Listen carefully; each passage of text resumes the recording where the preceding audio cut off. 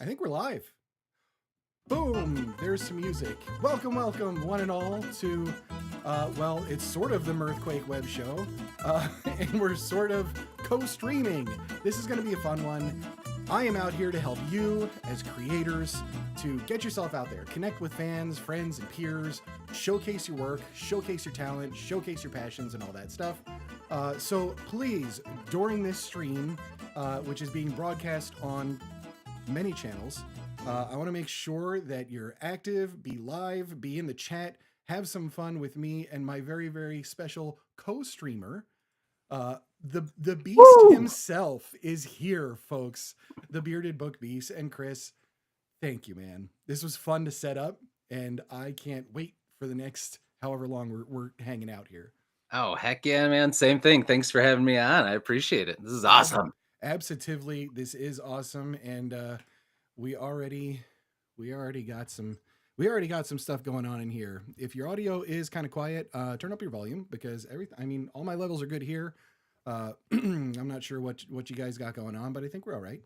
And welcome, folks. Welcome to this co-stream. We are going to have some fun. Actually, I'm gonna stack this like this. It's better. Yeah, there we go.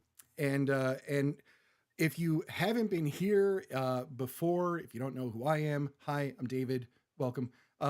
And I do stuff, I write stuff, and I run this show. If you have been here before, like Logan, like Jeremy, and Jax, you're there too.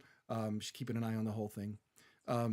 My audio is quiet. It doesn't sound quiet to me. It sounds loud as hell to me. So there's that. Hopefully that's a little better. I'll just go closer to the microphone and call it good. So Sledge, Nick, you're here as well, man. Welcome. What's up? Yep. And I'll check. I'm going to double check. Maybe that'll be a little bit better for us.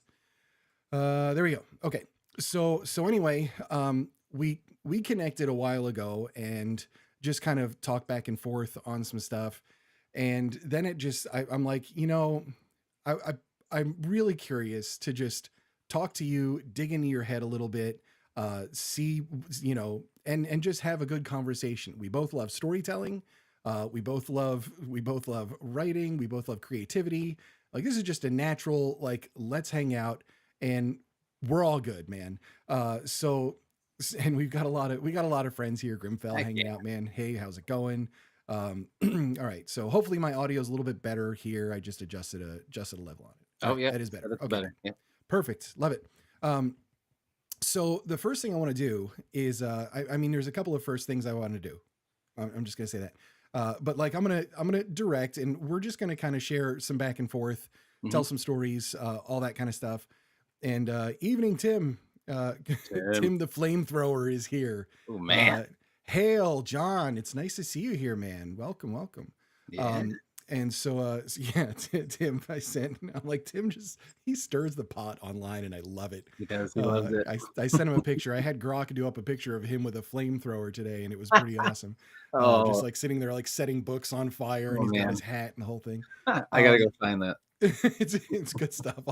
I'll send it to you. So anyway, what I want to do first, before we do anything, is just take a little bit of that time for the people who typically watch me. I think everybody like knows both of us at this point, but I'm going to give you floor is yours, right? Because content is evergreen. Somebody may be coming across this in a year. We're going to have to apologize ahead of time. And so just take some time, and who are you and what do you do, and like all that kind of stuff, right? So go for it. All right. Well, there's only one way to do this. I got to do it my way. So I'm going to say, what's up, Quakies and Beasties? I'm Chris, better known as your friendly neighborhood bearded book beast. Welcome to this co-stream. I have a little Booktube channel. I like to do reviews. Actually, I don't do a lot of reviews. That's a lie. I want to do more reviews this year, but I talk about books, mostly fantasy and sci-fi, but some other things as well. I love indie books also, and I like to write. So I'm trying to write my own book and just like to hang out and have fun. And we've met so many awesome people in this community. I love being a part of it. So I'm getting close to 1,000 subscribers. Almost there, nice. Which is pretty exciting. Yeah, it's very exciting. So the YouTube gods favor thee. I like it. I don't know about that, but hopefully. I know, right? But yeah, I mean, I started, it's been about a little over 6 months, and I thought I wouldn't get 100 subscribers. So it's been a pretty awesome ride. Yep, absolutely. And man, let me tell you, it goes up and down. Oh, yeah. You really just have to kind of ride the wave when you can. Yep. I'm sitting on like 18,000 subs, but the thing is, nobody knows I'm here because my channel was dead for a while. So this is sort of like, you know, trying to resurrect it, get back into the game for all this kind of stuff, because I love creating the content. In particular, love bringing on authors and all that kind of stuff, just to get everybody platforms, because a lot of them are just really terrible at it. And so why not, you know, use my powers and my skills to just help others, you know, get their words out there, and you know, have people get to know them. And that's one of my goals for right now, because we spend a lot of time, authors in particular spend a lot of time just kind of going on and on about their stories or worlds in their books. Yep. And I really feel like the right way to get yourself out there to start marketing is to make sure people know you as a person. Right. You know, because if somebody talks at me about their world building, okay, like great, I generally don't care. But if I get to know somebody, I don't care what they write. I want to support it. Right. You know, and I'll probably love what it is because I'll probably enjoy the conversation. So like you end up finding a way, you know, with that. So that's the whole purpose of Mirth Quake on here, for those of you who don't know me as well. So pretty please, during this whole thing, jump over to the Beast channel, subscribe and all that kind of stuff. Head over to mine if you're not there, subscribe and all that kind of stuff. We're all in the same boat, man. We're all trying to help each other out and just make sure the words are seen. The world needs to see them, you know? So I want to ask you a couple things. And the first thing I'm going to ask you is something that I ask all of my guests. So for right now, you're in guest mode. And I'm going to ask you just a preference. I need to know what team you're on. I don't know if you know what's coming. I should. Okay, good. No, it's perfect. No, I'd rather you don't. Okay, no, this is great. Because like everybody knows what I'm about to ask if they've seen me before, because it's something I ask everybody first. And I say, if you were forced to travel in a homemade hot air balloon way up in the sky, right? No parachute. Here we go. See, he's waiting for it. Or a janky submarine way down below, which one would you choose? Oh, man. This is a terrible question. No, this is the most important question. He's not nice. Oh man. Oh, okay. Well, let me walk you through my thought process. I'm scared of heights. So that already right away made me think, oh, I don't want to do that. But then when you talk about the submarine, I mean, we all know what happened recently with the whole I mean, to be fair, they didn't charge their PlayStation controller, but like, okay. Yeah, that is true. That is true. Oh man. Well, okay. Well, you said janky though. It is janky. Yeah. There's risk. There's risk on both. Okay. I feel like, all right, I'm going to have to say the hot air balloon though. I'm sorry, man. Okay. Hey, if I fall out of that hot air balloon, there's a chance. There's a chance I could hit the ground and not splatter. If that submarine breaks, it's over, man. Nick is so funny, man, because he was absolutely no one was part of that janky. You, Nick. So listen, I'm just saying, if like it's over in 5 milliseconds in the sub, right? Faster than you can comprehend. So just lights out, right? But the whole balloon thing, I'm just like seeing the ground come at me, you know, like I don't like I'm really just, I can't, you know. You got a chance though, look, man. Right now, the only people in the sub are like me and Grimfell. Like we're it, you know. Like Grimfell picked the sub. He did pick the sub. Come on, Grimfell. One other person. No, he was all right with that. It was good. He just thinks that we should have a different controller or something. Yeah. You know, you'd have to make some changes. you'd have to be a shifty billionaire to be in the sub. If you had to fight another booktuber in a no holds barred cage match, who would you fight, and do you think you could win? Oh man, that's a good one. Oh man. Yeah, I mean, like, I'm not sure. I guess Like I'm up for anybody, man. I spent a long time in combat sports, so like I'm Oh good. man, So like I'm all I'm right. I'm a lover, not a fighter. So I grew up watching a lot of WWE. So I would just be like, I'd make friends with them, and we'd become like a tag team and go on a run. That's what we That's right. do. Yeah, me and my 4 horsemen are coming for you. That's right. Yeah, that's right. So I've got a beverage this evening in your honor. Showed you earlier, but Mm-hmm. I've got Santa's Lucky cookies. dog. Yeah, Santa's milk and all that kind of That looks stuff. good. And I actually have I have a mug that is suitable for Sledge. Check this one out, Ooh, buddy. that is Yeah, sweet. look at that. Like they can do amazing things with resin. Let's give this thing a taste, huh? Mm-hmm. That is pretty sick. Yeah, no, that's good stuff. Cookies and milk. I'm gonna start leaving beer for Santa. Yeah, I think you're onto it. That's all right. All right, so I don't even know like where we're going with this conversation or what's going on. Like I really enjoy digging into creative process stuff. So if you want to talk a little bit about that, like we can dig into that a little bit first. Yeah. I definitely, folks, you're gonna dig this one, and I know some of you saw it, but we are definitely going to be doing the sidekicks versus henchmen throwdown in a little Oh bit. yeah. Yeah, I'm gonna reveal some, and I've got some choices in there, man, that are really gonna get you thinking. So we're gonna have a good time with that. Maybe we'll do some pitch storm later. Who knows? I just want to have a great time with you. But let me ask you first, right? Let's go on and do some creativity questions, because I am really curious about you and yours in terms of both streaming, creating content, because you get great intros on your videos. You got the good cuts. Like your editing skills are on point, man. All right. All And right. I love to see it, right? Because that's how I like to do it too. But in terms of that, or in terms of writing and getting your own creativity, Mm-hmm. excuse me, out there, it's the beer. When I say the words creative process, what does that actually like? What does that look like for you? For me, oh man. Well, so for me, I do a lot of. It starts with a lot of old school stuff for me. Because I work full time. I'm married. I have 4 kids. Life is kind of crazy busy. It's hard for me to have like a set routine. It's really like I want to make sure I write and I'm in this world, either creating some content or editing something, reading on the socials, talking to people at some point every day. But it looks different every day. But I have like a notebook I keep in my bedside table.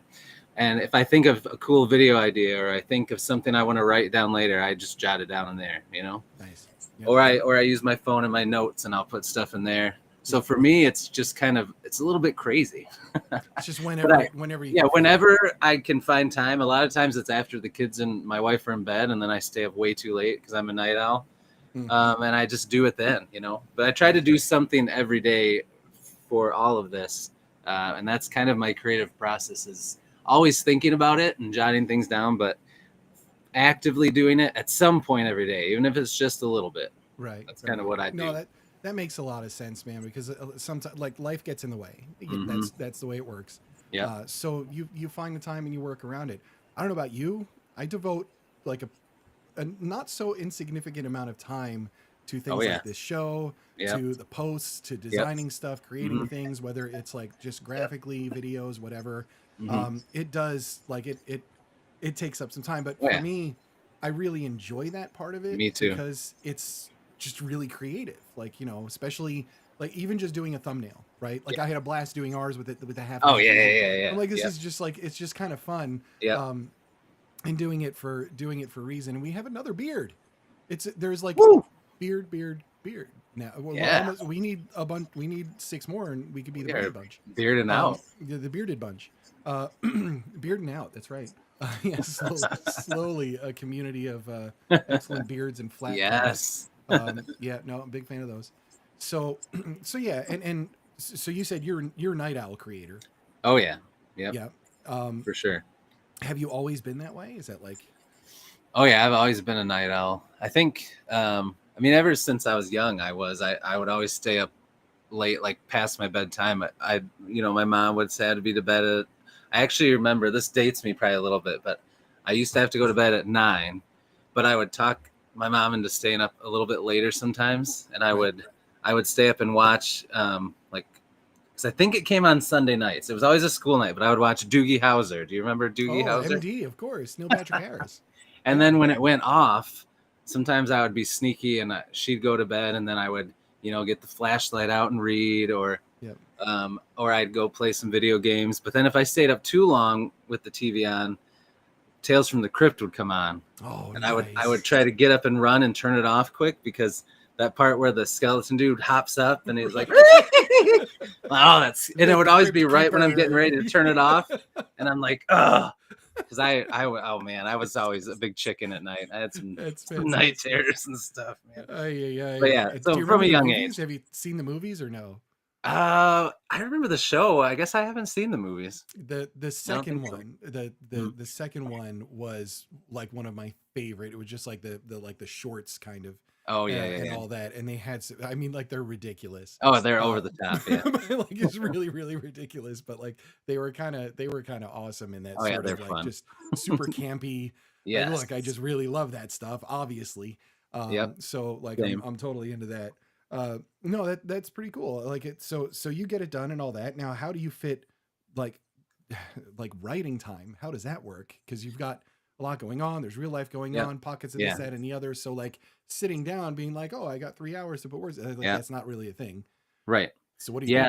I guess it just depends on the day. So if I'm in like a spot where I have some videos, some content done and ready to go, and I don't need something for the next day, maybe I'll just edit a little bit or mess with it, and then I'll just write a lot. But then like another day, if I have like, oh man, I haven't recorded a video, I need to put it out tomorrow, I might just do that all and then just write a little.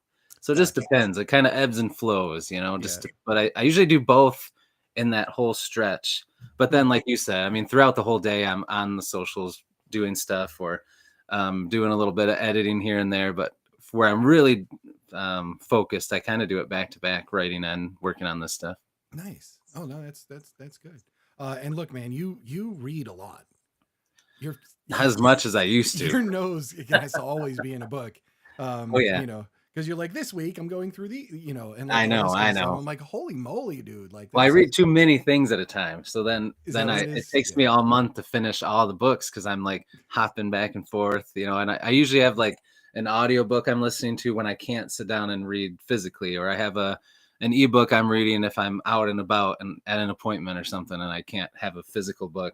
Right. So I've just got so many different things going. But what's your hierarchy of what you enjoy consuming? The reading experience? Is it physical audio ebook, or is it physical ebook audio? Physical ebook audio. Like, I like to read with my eyes the most, because I get a little, like, I'm pretty chill and laid back, but I get almost like a little ADHD when I'm trying to listen to an audiobook.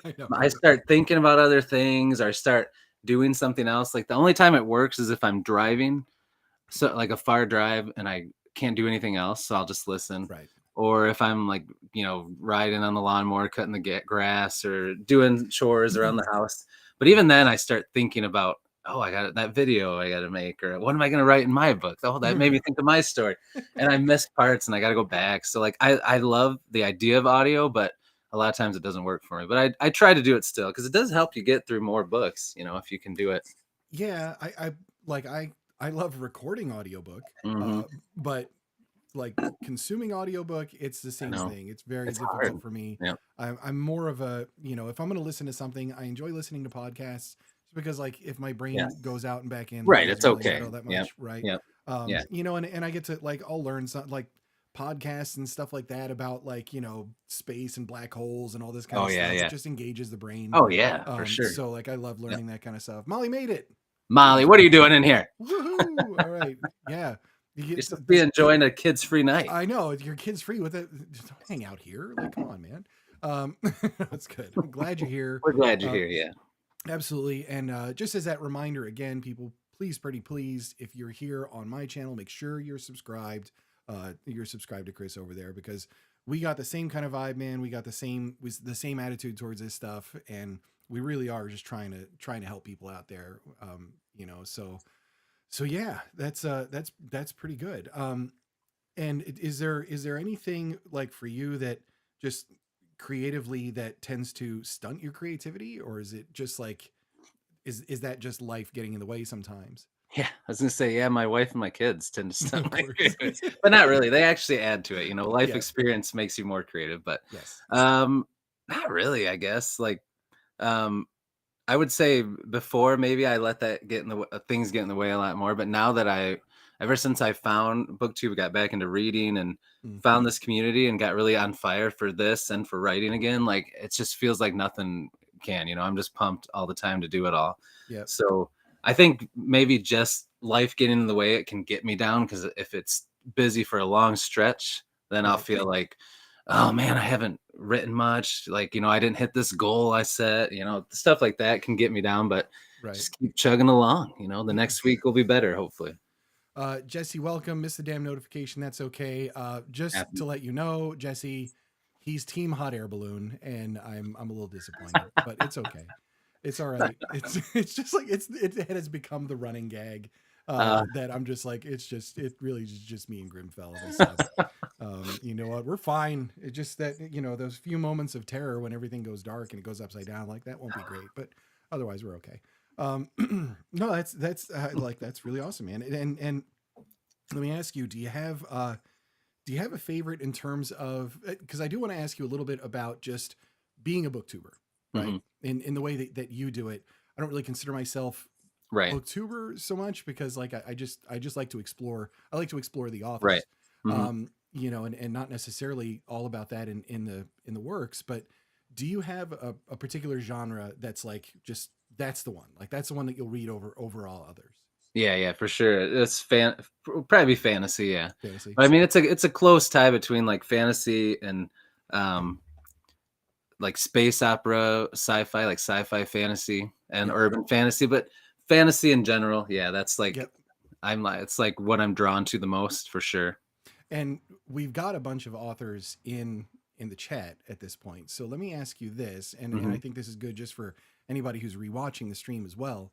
Um, so just in the terms of being an author out there, and your platform of choice is typically Twitter, right? You're at most active there.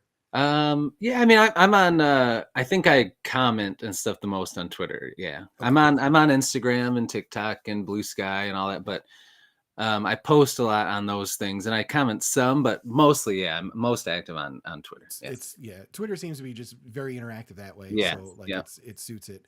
Hmm. But if let's say there's an author out there Hmm. who maybe has a book, their social media game not all that strong. Yeah, um so how do they get the attention of a booktuber? that's a good question. I think a lot of times it's. I mean, for me, if they post, even if they have a sick looking cover, like that'll catch my eye, and then Yep. I'll look into it a little more. Or if a lot of times I've seen.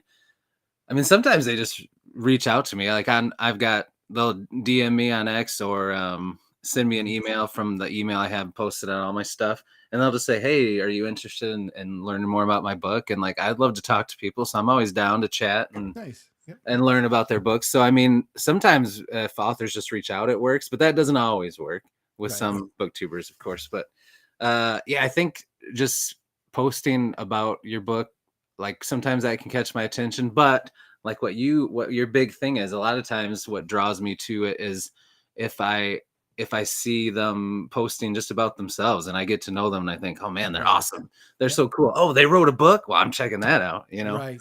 So Right. I think that's probably the biggest thing is getting noticed is a lot easier if you're just getting noticed in general, you know? Mm. Yeah. No, actually, that's kind of funny. You just follow a lot of the badasses in the chat, and one thing leads to another. Boom. I mean, look, this is really cool because you have a circle and a little community. I've got a Mhm. circle and a little community, but this is the whole goal, man. Is to Right. just get that expanded because trad publishing is what it is. Hmm. The gatekeepers are what they Yeah. are, Right. and more. We've got all the Iron Age, like we've got the Iron Age vibe going out. All the indies, self-publish, and everything else, and Hmm. people are realizing, you know what, like maybe the gatekeepers aren't suiting me. Maybe it is time to expand out and it's pretty easy. Like you just go on, you comment on other people's stuff, you Mm-hmm. just get to know them a little bit and all that kind of stuff. You know, and you may agree or disagree with some of the things that they post. But you know, trying to have that understanding that we're all artists Right. in some way or another. And so, you know, I tell people all the time, success is not a zero sum game. Just because there's an author out there that's very successful, that Mm-hmm. doesn't, it's not taking readers away from me. It Right. just means that I don't have that reach as of yet. You know, and it's really important to understand that there's literally no competitors in this. Yeah. Nobody's a competitor. Right. You know, so like if you and I stream at the same time and somebody's watching one of yours, like watch mine later. Like it Yeah. doesn't even matter, you know, like Right. Oh obviously yeah. Yeah. like all that kind of stuff. So Mhm. so being together like that, I just think it's really, really critical, you know, and especially to get that support and amplification, you know, because I mean, a lot of the people here that I've talked to and everything, you know, if they're coming out with new work or anything, I tell them like, you like reach out to me, Oh yeah. let me know. I want to Same. amplify it. Yep. You know, I want to help you, Yep. you know, the best I can, because not everybody's going to have like weird colored lights and fancy equipment and all this kind of Right. nonsense Yeah. that I Yeah. got Yeah. going on. Yeah. So Mm-hmm. that's part of it. Let me ask you this: have you come across the like the bad comments on YouTube on your stuff or no? Oh yeah, I've had some. Not Have a you? ton, but Yeah. I've had some like early on. I did a video where I did like an unhaul or something, and I was talking about each book when I'd hold it up, like, oh, I'm getting rid of this because of this, or like, and I talked about where I got it from Right. and stuff. And I guess I talked about each book too long for this person because Of course. they were like, you seem like a nice guy, but geez, we don't need to hear about every book. Just show it and we'll look it up on our own. And I'm like, well, I put chapters. I was super nice in the comments. I'm like, I put chapters in. You can bounce around. You don't have to listen to everything I say. And then they said Right. something else, and I'm like, hey, if you want to go elsewhere, go elsewhere. I don't want you to be bored. Have fun. Like, don't Yeah. watch my videos. And they're like, oh, I'm sorry. I was just having a bad day. So I mean, in the end, I won them over, but Yeah. yeah, I've had that. And I've had a couple on shorts that I tried to do like funny stuff, not strictly to books, so it went out to more people. Right. And there was one where I was camping with my son, and I jumped up. He could jump up and touch the rim. I jumped up and just barely swatted the bottom of the net. So he recorded it, and I made a short that said like, "So you think white middle-aged men can't jump?" And then I did it. I'm like, "Take that!" And of course, somebody commented, and they're like, "Oh, get off YouTube, old man," or something like that. That's all right. But That's not nothing, even a nothing bad crazy, comment. Yeah, that's not nothing too even bad bad. yet. But No, that's how you made it, right? If you start getting a lot of bad hey, stuff, look, I've had some doozies, man, and I you bet know, because with like I that many started. subscribers, yeah, Well, yeah, I started because when I started the channel before, it wasn't there was a little bit of a writing focus, but I was mostly yeah, talking psychology. yeah. You I've know, looked at some of your and old stuff. It was good, man. it's all that mindset stuff and all that. I appreciate Hmm. it. But you know that drags out some people that are really opinionated Oh about yeah, things, and like I had somebody, you know, because like I'm not like, and I'm not shy about it. Actually, I'm really excited because I'm about to have a new like a new terrarium here yeah, for my one of my the snakes that I've had the longest. I have a bunch of snakes, right? yeah. We love snakes as pets. They're wonderful. They're adorable. They're super easy, low maintenance. You're not allergic to them. They don't fur. They don't like, you know, there's nothing like that. Right. Yeah, yeah. And I'm just like, I'm really into them, always have been. And so Hmm. my ball python, her name is Penelope von Squigglebottom, Princess of Noodleham. We call her Penny. Yeah, She's going to be yeah. joining me back here really Okay, soon. I got like a okay. really nice, you know, thing. So anyway, I had her on one of the videos that I did a while ago, and this dude gets on and he's like, "That's a snake. I'd kill it." I'm like, "You bastard!" Like Don't talk like about my penny like that's that. Penelope von Squigglebottom you're talking to right now. Like, you better watch it, man. And this dude just like kept going on about it. What the heck? I have a folder where I just kept all of the, like the just Oh yeah, nasty like you trash got to comments. remember it. Yeah, because like then you just put them up, you react to them, and you kind of monetize the Yeah. haters, which is like a, you know, it's a good thing to do. Yeah, cold blood pets for the win, right? Heck yeah. Like, There you yeah, go. no, it's fine. I mean, like I have two cats, like I love the cats for sure. Um, but like the cats, they're way more violent than the snakes have ever Yeah, been. cats are My something gosh, else. when it's feeding time, I was getting attacked by Jackie's cat Crasher Pants over there, and Oh gosh. when it was feeding time, he gets like really, he just like goes after your feet and all that. He gets very very excited about that. I mean, he probably gets Oh more yeah. than me. So there's that. But I want to make sure I'm giving you time too. Just anything that's on your mind that you want to Yeah. broach as a topic or whatever else, man. Like, let's go. Yeah. Like, Yeah. let's talk Yeah. about whatever. So eventually, I want to talk about your book because I have a lot Okay. of awesome things to say about that. But first, I want to go back and I want to ask you some of the same stuff. So creative process for you. I'm curious how that all works out for you. What do you do? Creative process for me, yeah, it usually starts with something that's well, it usually starts with some kind of a scenario. Mhm. So for me, I'm like, you know what would be cool? This. Yeah. And I just kind of branch out. Okay, so like if I'm thinking this, then what would be cool like from there? I'm actually I'll use the debut, right? I'll use Oh. Caretaker as an example, okay? Mhm. Because this entire book exists from a stupid writing prompt on a card in a little card deck. I still have it. It's over there. Oh, that's awesome. The deck is called the So deck, SO dot dot dot, Okay. right? And it just has questions in it. So it'll say like, um, so like, when was the last time you had a terrible day? Or Mhm. so when was the last time you had a wonderful time talking to somebody? Things like that. And it's Yeah. just like a conversation thing, or you just put it down, you write a little bit, like journal on it or whatever else. Uh-huh. And so I pulled out this card and I'll have to step back just like a hair, right? Okay. I was writing something totally different at the time. I was working on a different book that is still unfinished. Okay. Might be like wherever. You can get your hands on Caretaker. It's on Amazon. It's there. If you follow me on Amazon, or if you go to just like hit like, you'll see all the stuff. Joy-Jitsu included, right? So so anyway, I was sitting there writing one day in a coffee shop. I'm a coffee shop writer. I love it. Oh, that's awesome. I want to be a Noise coffee shop writer. noise canceling headphones, Mhm. just the laptop and nothing else. And I really enjoy watching the world go by. That's Yeah. just Yep. and a That's nice cup, awesome. nice cup of something or whatever Yep. else. Because I spend a lot of time when I'm writing doing this. Like I'm not okay, sure. Yeah. And just having some of that, it's not a distraction for me. It's just like it's just life. Like you see people Mhm. interacting, like Yeah. that kind of stuff inspires me. So anyway, I was sitting there writing, and there were three ladies sitting next to me, and they were talking about writing and Mhm. stuff. And I'm like, They were what? talking about writing while I'm like, you were trying to write? yeah. And I'm like, are you a writing group? Like, is that what's going on here? Yeah. Because like I'm always like just solo. And sure enough, they were like, yeah. And I was like, oh, well, I'm writing a book right now, so like let's chat. Like Yeah. whatever. Like I got a couple minutes. I'm gonna have my little sandwich and whatever else. And turns out like every Saturday or every other Saturday, they were there. I was there every Saturday morning, and we just like I just kind of joined in for the conversation for a little bit, and we decided to just try writing prompt together. Everybody was in a different like state of where they were in their writing journey, and not quite as far along as I was, but like working on things. And so I was like, hey, like it just came out after like a few weeks of start to get to know them and all that kind of stuff. I was like, hey, do you want to do like writing prompts? And they were like, yeah, sure, like whatever. And I'm like, look, I got all these. I collect decks of cards that have prompts and questions because I just Yeah. really enjoy that. Yeah. So I randomly pulled one out, and the card said, so what is the oldest item you own? And I was like, all right, like let's write 500 words. Yeah. Right? Nothing crazy. Uh-huh. Think about it for a week, and we'll meet up in a week.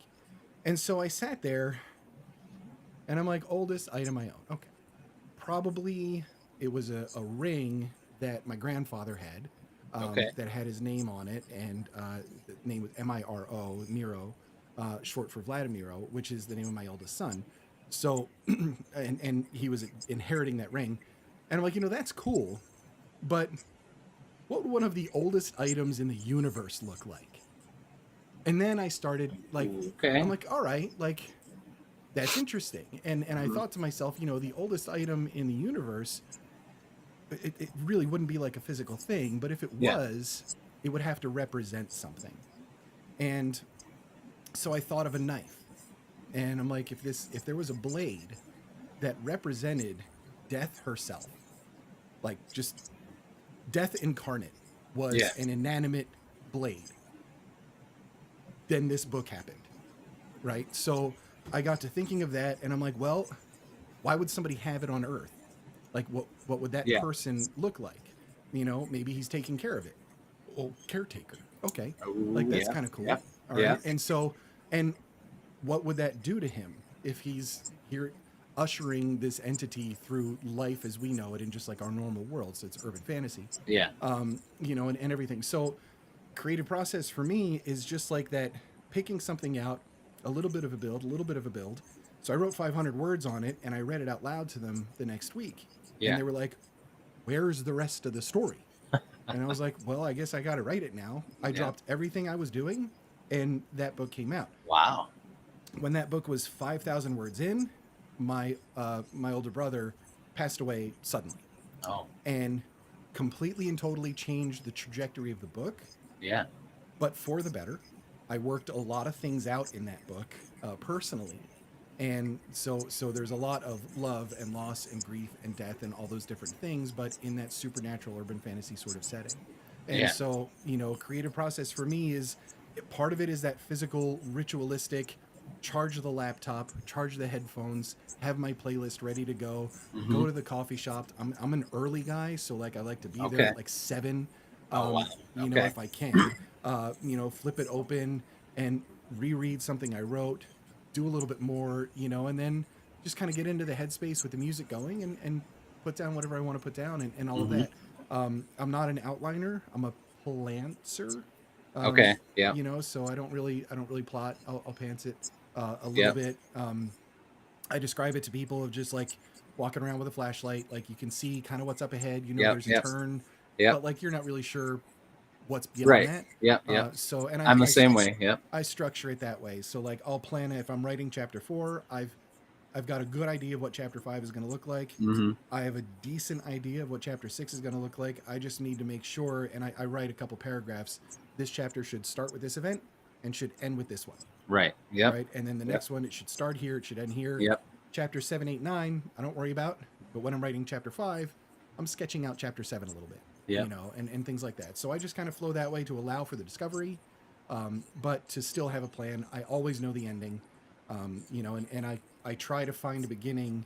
I mean, you know this from Space Pew Pew, where I just Yeah. kind of shove you in something that Yeah. might be confusing. And because I just really love that, like I love starting in Oh. the middle of like you Yeah. have no details and Yeah. crazy stuff is going on, and so like we go from there. But it works. So yeah, that's the process for me. Like I like the music, I like the piece, and I like watching the world, and I like a good little breakfast sandwich and a nice cup of something. Heck yeah. All That's a right? pretty good process. I like You it. have to. I like it. Yeah, So and like you not listen. often. So Oh yeah. What like were I you don't gonna get say? out there. I don't get out to like the coffee shops often or Yeah. anything like that. So Okay. like I do some work at home and things like that. But when I do, it's definitely a treat. And I don't. If I put down 100 words, I fold it up and I go Yeah. home and I'm like, all right, well that was what it was. Yeah. And sometimes I'll sit there and I'll put down like 7, 8,000. Dang. So like it all just kind Yeah. of depends. But I'm past the point where I knock myself down for it. Yeah. Right. That's good. That's good. Yep. I got to get to that point. Yep. So you always listen to music? Do you listen? Does it have to be instrumental, or you can listen to anything and it doesn't affect, like, distract you? Okay, so not anything, Okay. but definitely limited lyrics, Yep. if Yep. possible. So Yeah. I tend to go towards like prog metal more than anything else. Okay. So I listen to a lot of Tool. I listen to a lot of Opeth. Nice. Like those kinds of bands. Tesseract is another good one. Monuments is a good one too. There's a bunch. Ancients I just discovered, and those guys are like really awesome. You know, and so like I can't, you know, it might be my favorite song of all time. I can't throw on the Humpty Dance and write like, you know, sadly. Right. Not gonna If work. there's a lot of lyrics, I'll start typing the lyrics. Like I just Yeah. like my Yeah. brain doesn't Yeah. do it. Same. So yeah, I'll definitely I have to listen to something. I have a really hard time Yeah. I'm the writing in same. silence. Yep. You know, well, Same. what do you listen to? I'm actually weird. Like I listen when I'm writing, I listen to either, like, I'll have like the TV on, or I listen to a lot of podcasts or um YouTube videos, Booktube videos. And it's kind of like, to me, it's kind of like the coffee shop. To me, I'm like, I don't feel like alone. I feel like there's people around, and Right, I right, can yeah. listen to the conversation, or I can completely block it out. You know what I mean? Ooh, And somehow it works for me. I don't know. But yeah, I've tried to that's do amazing. music and I'm the same way. But I guess I've never tried music that has limited lyrics. Maybe that would go better for me. I don't know. Yeah, and I mean, I'll go as far back as like the '60s with it. So like, I grew up with brothers that loved listening to Yes and King Crimson, and Hmm. those are the original like English prog bands, Oh yeah. Emerson, Lake and Palmer, like all that kind of stuff because they had keyboards, they had guitar. It was a soundscape, and it engages my brain because there's different time signatures, melodies, and everything. The lyrics are limited, and they're just part of the music. And Yeah. I think that's like, I Right. couldn't just sit there. Surprisingly, other than one chapter in or two chapters in Space Pew Pew, I can't listen to like rap while I'm Okay. writing. But Yeah. for those, I did. Yeah. So like there's definitely just like certain choices that I got to make on it. And if I'm for Caretaker, there was a scene where love was a big like influence in the scene. It was all this scene's all about love. It was at Love Park in Philadelphia. Was this scene set Okay. in for it?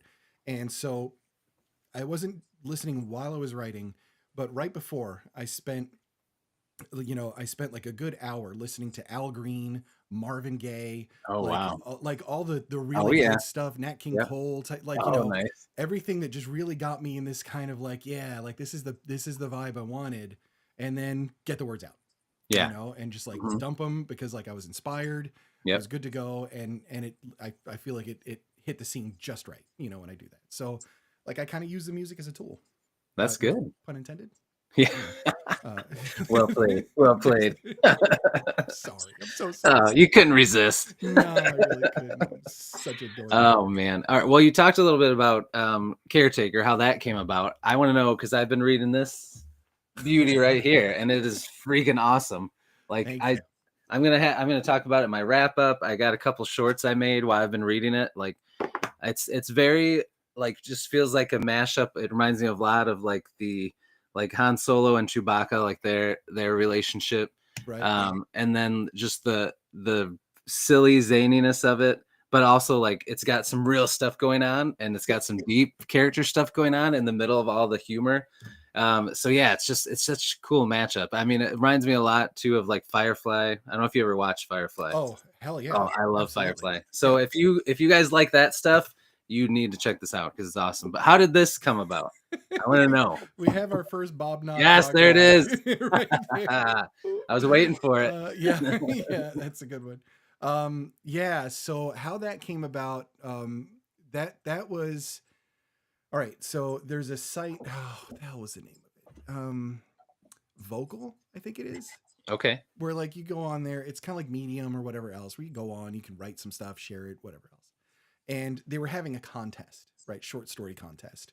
Okay. And it was the short story contest started with this line, and the line was, and it's still it exists in the book, just not as the first line. But the contest was write a short story, and here's the first line of the story. Make it whatever you want. And the first line was, "It is said that in space nobody can hear you scream," um, or something along those lines. And then it, Hmm. it just kind of continued. And so I'm like, all right, like, sure. But I'm just going to write this. I'm going to do this my way because everybody's going to write horror. Oh yeah. So I'm just going to be as dumb as possible, right? Because like I'm just trying to have a good time. Yeah. Yeah. So, so I'm like, all right, say that nobody can hear you scream, but like they didn't know, like whatever. I forget exactly what the line was. Like I said, I kind of edited it for Space Pew Pew, but it started out like that, and it start like that scream part. The very next thing that happened was Alex repairing Toshiro's groin, I right? love it. So I started the short story out with him with the pliers and like the whole thing, and then bickering back and forth Oh about yeah. it and all that. I didn't get to the inciting event of that, where he got shot and like all the other Yeah. stuff that happens first. Yeah. Yeah. It just started right there, right? And I've got them bickering and the whole thing, and it pretty much ended. You've read this part. It ended where pretty much where they escape from Simon that first time. Oh yeah. Yep. Yep. So and the whole thing with the coffee maker and like all that Hmm. stupid Yeah. stuff, Yeah. right? Yeah. Yeah. Yeah. Yeah. So so I'm like, I wrote this and I'm like, ha, Like, this is kind of fun. So I post it. And Yeah. I'm like, whatever. And I had some people commented on it. And one of my friends, he's in the UK and he's been a follower on my channel for a very long time. Hmm. And he read it and he's like, dude, this is hysterical. Like, I love the It vibe is. of it and everything else. Ah, And I was like, cool, and then like that was it. And I went back to whatever else I was working on. And I was like thinking, like, I need a new project that's like something or whatever else. And the whole time, Alex and Toshiro they implanted themselves in my brain and they wouldn't stop bickering mhm. in my head for weeks. Like, I kept hearing their conversations, really. Like, they're going back and forth on these different things. They're insulting each other. I Mhm. love the odd couple dynamic, Yes. where it's like Yep. they can't stand each other, but they can't live without each other. Yes. And I just like love that, man. all of the tension and hilarity that forces, Yeah. Yeah. and not just from like a bickering standpoint, but just from like a life standpoint. You have an android who's not aging, and you Right. have a human that is, and like Yeah. they've been buddies for a long time. Like, Yeah. there's going to be questions, like what Yeah. happens. Yeah. It's we can't live that life forever, and Right. all those different Yeah. things. So Mhm. I'm like, like I really want to do more with this. And I was heading up to it was getting close to LibertyCon in Tennessee, in Chattanooga, not last June but the June before. Mhm. And I was at LibertyCon for 2 years before then. My first year just to check everything out. My second year I was on a couple panels. That was cool. Sold a couple copies of The Caretaker. Tell people about that. Excuse me. And then LibertyCon was coming up, and at the con you can book a reading room. And I'm like, yeah, let me book a reading room. Let me read. Mhm. And reading rooms are notorious. Nobody ever goes to the reading room, right? Like, it's Right. you and it's like three friends, and it's Yeah. just kind of sad. Because like they're all doing other stuff. And Mhm. like you'll be up there in a reading room and it's like your time slot to read, but like downstairs, Larry Correa's in a panel. Like, Right. nobody's hanging out with me. Yeah. So anyway, I was there. Philip Booker was there as well, and he and I have had that a couple times in the reading room together. And there were four other people. One of them was my fiance Jacqueline, and three other ladies were there. So I'm like, cool, right? I got a fellow author and three people, and my person, and all right. So I sat down, and he's like, why don't you go first? Like, this is just like Yeah. there's a few of us. Like, why don't you just read something? I was like, all right, cool. So I read first chapter of The Caretaker. They were blown away. Like, oh my God. And immediately before I did anything else, they're like, we're just buying the book, like right now. So I was like, Nice. okay, cool. That's Yeah. good. I worked very, very hard on the book. I'm Yeah. super proud of it. And so I was like, great. And so Philip read some stuff. It was good. And, and we had like just some extra time. Mhm. And he's like, read something else. And I'm like, well, I don't really have anything else. But I said, okay, like I got this short story.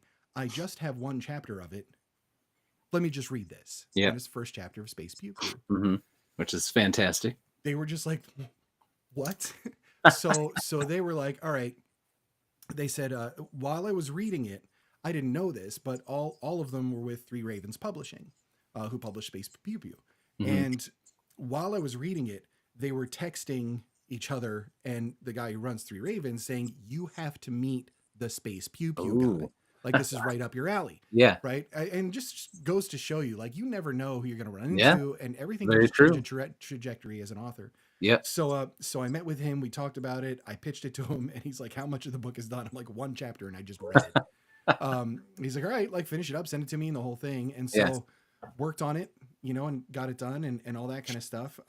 In between then, I did a short story for there. It came from the Trailer Park anthology. Ooh, that's cool. So the Ballad of Esmeralda Calhoun is in there. I Okay. love writing that. I would write more of that for sure. Awesome. And so it's like a Tucker and Dale versus Evil vibe. Ooh, I love that. Yep. What's And, that? What's that anthology called? I love It anthologies. came from the Came Trailer from the Park. trail. Oh yeah, I've heard of those. Yeah, I think they're up to 4 or 5. Yeah. Like I forget exactly which. All right. Which volume is that you're in? I'm Sorry. in 3. I want to check it out, man. Volume 3. Okay. I was actually thinking of reading that story like on a stream just for fun. Yeah. The practice reading out loud. I was thinking Heck about doing yeah. that Tuesday actually. Okay. I don't know if you're in the chat and you're paying attention. I'm sorry. I'm just going on, but if you want to have me reading that thing like on a stream, if you're down for that, just let me know. Like I'd consider it if you guys would hang out with me. Heck yeah. It'd probably take about 45 minutes, something like that. So anyway, so yeah, I got that one out. I got Space Pew Pew done. I sent it in, and he was like, "Holy hell!" So we got on a call, and Jackie was there with me. She was on the call as well, just like a little FaceTime call with him. Yeah. And he said the first thing I need to ask Jackie, what's wrong with him? And I was like, well, okay, like that's all right. And he's like, man. I'm sorry you have to deal with that brain on a day-to-day basis. But that's the way I am. And so yeah, I mean, I got it finished out and done, and it all started from just trying to be an idiot for like a stupid, because I was just like kind of irritated with everybody on Vocal at that point. Like I've been off there for a long time. Because it was just all the same kind of stories and everything else. I'm not trying to disparage fellow authors, but like come on, like I just wanted to do something really, different. And a tribute to the stuff that I grew up and loved, like Airplane and like all that kind of stuff. I could see that. Yeah. Jeremy mentioned Fifth Element. I think that's a really good comp for it, because it's got the space. There's some serious stuff. Like the characters it's not all stupid. Right. I just like that element. It works, man. It pulls it all together. It's good. Yeah. It's funny because I came to this realization after I wrote it. Or while I was in the middle of it, like well into it. And I was thinking about it. I'm like, each of these characters is running. Alex is running home. Right. Andromeda's running away. Yep. Toshiro wants to run, but he doesn't know where to. Right. Leopold is running to wherever he can learn something and just mess with it all. Yeah. So like Boom Boom is running into the fray. Like I've got like Simon is running after Alex. Like that's true. Like, that's like really weird because it was totally unintentional. But I'm like, this is interesting. Everybody's just sort of chasing something, whatever. That maybe they're just never gonna get. Right. So I don't know. I just enjoy exploring those themes, I guess.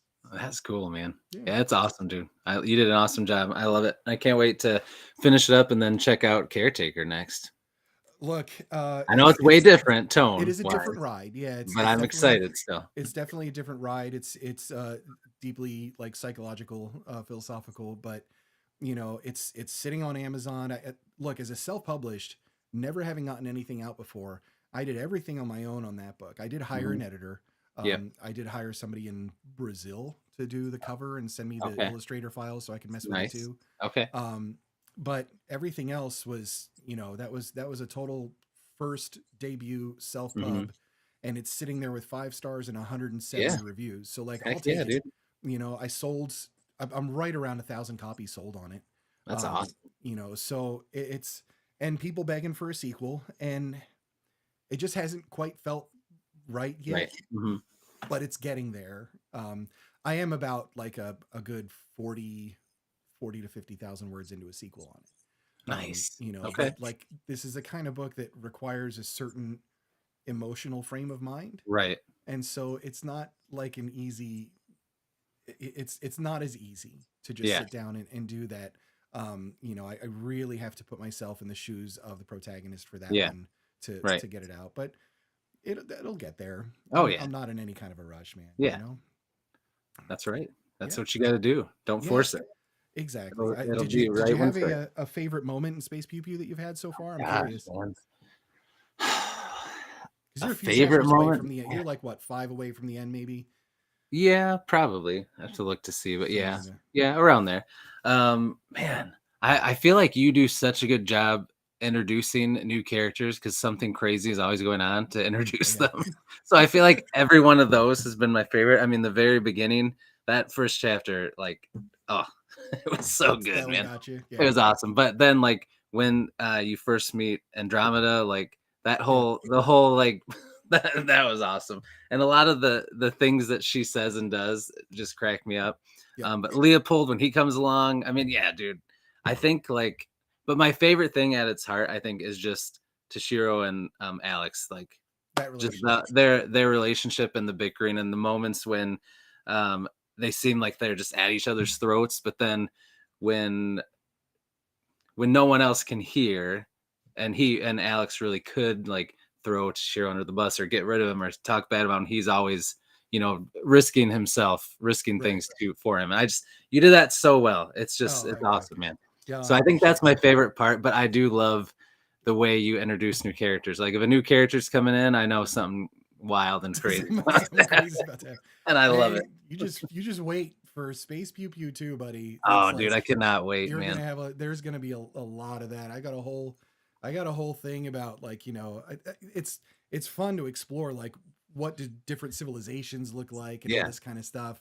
And so, I was thinking, I'm like, what would be really funny is just like this colony of like, of post-Terrans. Post-Terran is what I call somebody who's like descendant from Earth, essentially. Okay. And if there was a colony of them that were trying to live like it was 1990s on Earth, right? And so Dude, that's just they're like, sweet. and that's like, I've got one of the characters and he's just like like, oh, I do a bit of woodworking myself. Like, he's got the New Balance with the socks pulled up, the cargo Yeah. shorts, and Oh yeah, the yeah, polo, yeah, like that yeah, whole yeah, vibe, yeah, the dad bod vibe, yeah, yeah, yeah. and all that. And, and then like, what would that look like if he comes into the mix and then starts issuing advice? I will say something that I haven't mentioned to anybody. I'll say it right here. Space Pew Pew 2 is going to require 2 books. Not necessarily require, but I have to write one in order to have a reference to it in actual Space Pew Pew 2. Okay. All and right. the other book is going to be a handbook.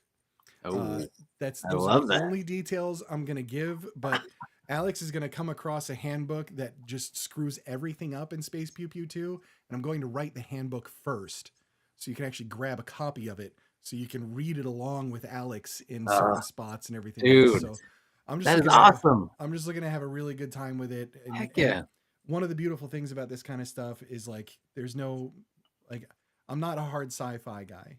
I'm not sitting here like doing quantum calculations. Yeah. It's all hand wavium, like all of it. Yeah. And but the freedom that gives me is like super. Oh yeah. Yeah.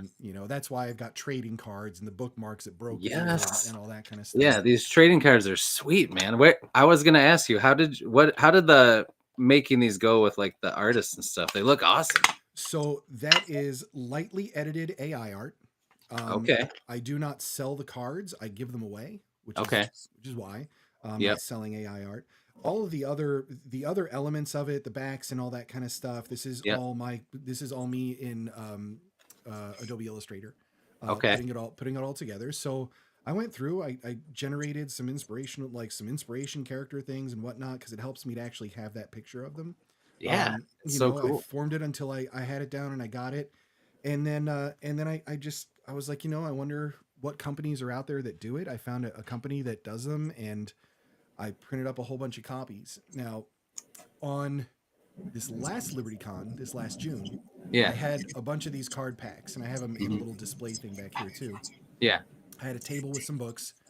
Anybody that came by, I said, come listen to me read Space Pew tomorrow, 7:00. And if you come, I'll give you a pack of cards. Nice. I handed out invitations to people. Yeah. Turns out I had about 35 people in that room for my reading. Dang. Unheard of. Now, Larry Correa wasn't there this year. Yeah, right. So like, it's fine. Like I know where I am. But like it got a lot of. I talked to a lot of people. I was handing out invitations. Come listen to me read. Yeah. There was a QR code. They could scan it, add it to their calendar to get a reminder to be there to listen to me. Okay. I had a full room. Somebody that was staff there came up afterwards, and they were like, "How the hell did you get everybody in this room?" Yeah. Well, that's wild, man. Like bribery is how I did it, because each one of these packets, each set of cards, cost me like $1. So that's pretty awesome. $35. I got a full room, and a bunch of these people got into the Kickstarter, have the book, and everything else. So you got to be like, you got to think outside the box a little bit when you're doing this kind of stuff. Yeah. You know, there's that. The year before for Caretaker, this is the last one I have, I think.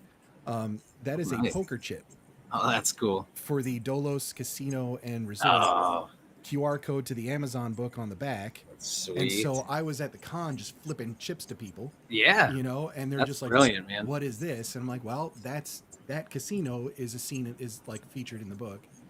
So, you know, that's just how it works with me. Like I try to think outside the box. I try to get people, you know, just something that you didn't expect or whatever else.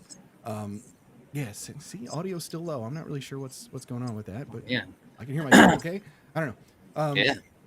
But anyway, yeah. So that's pretty much my story, man. You know, that's where it all came from, I guess. That's awesome, dude. You got lots of cool things in the work, and you just keep chugging along. I love it. It's all I can do, and then I try to do this at the same time as well. Yeah. You know, and get as much out there and done as I can. Yeah. But I would love to run you through Sidekicks and Henchmen. What do you say? I'm ready. Let's do it. Do this. All right. I'm gonna give you this thing. Let's open this up. I'm gonna see if I can keep the chat up here just so we can see this thing. And boom. And boom. Boom. There it is. All right, like that kind of works. I wonder if we can. No, we'll go. I We'll know. go like that. It's We'll too go bad like they don't just let you slide the windows wherever you want. Yeah. I think that'll work okay. Like that's okay. Good. Yeah, that's good. And I can zoom in and stuff like that. I'm gonna do that too, right? So here's what we've got, folks.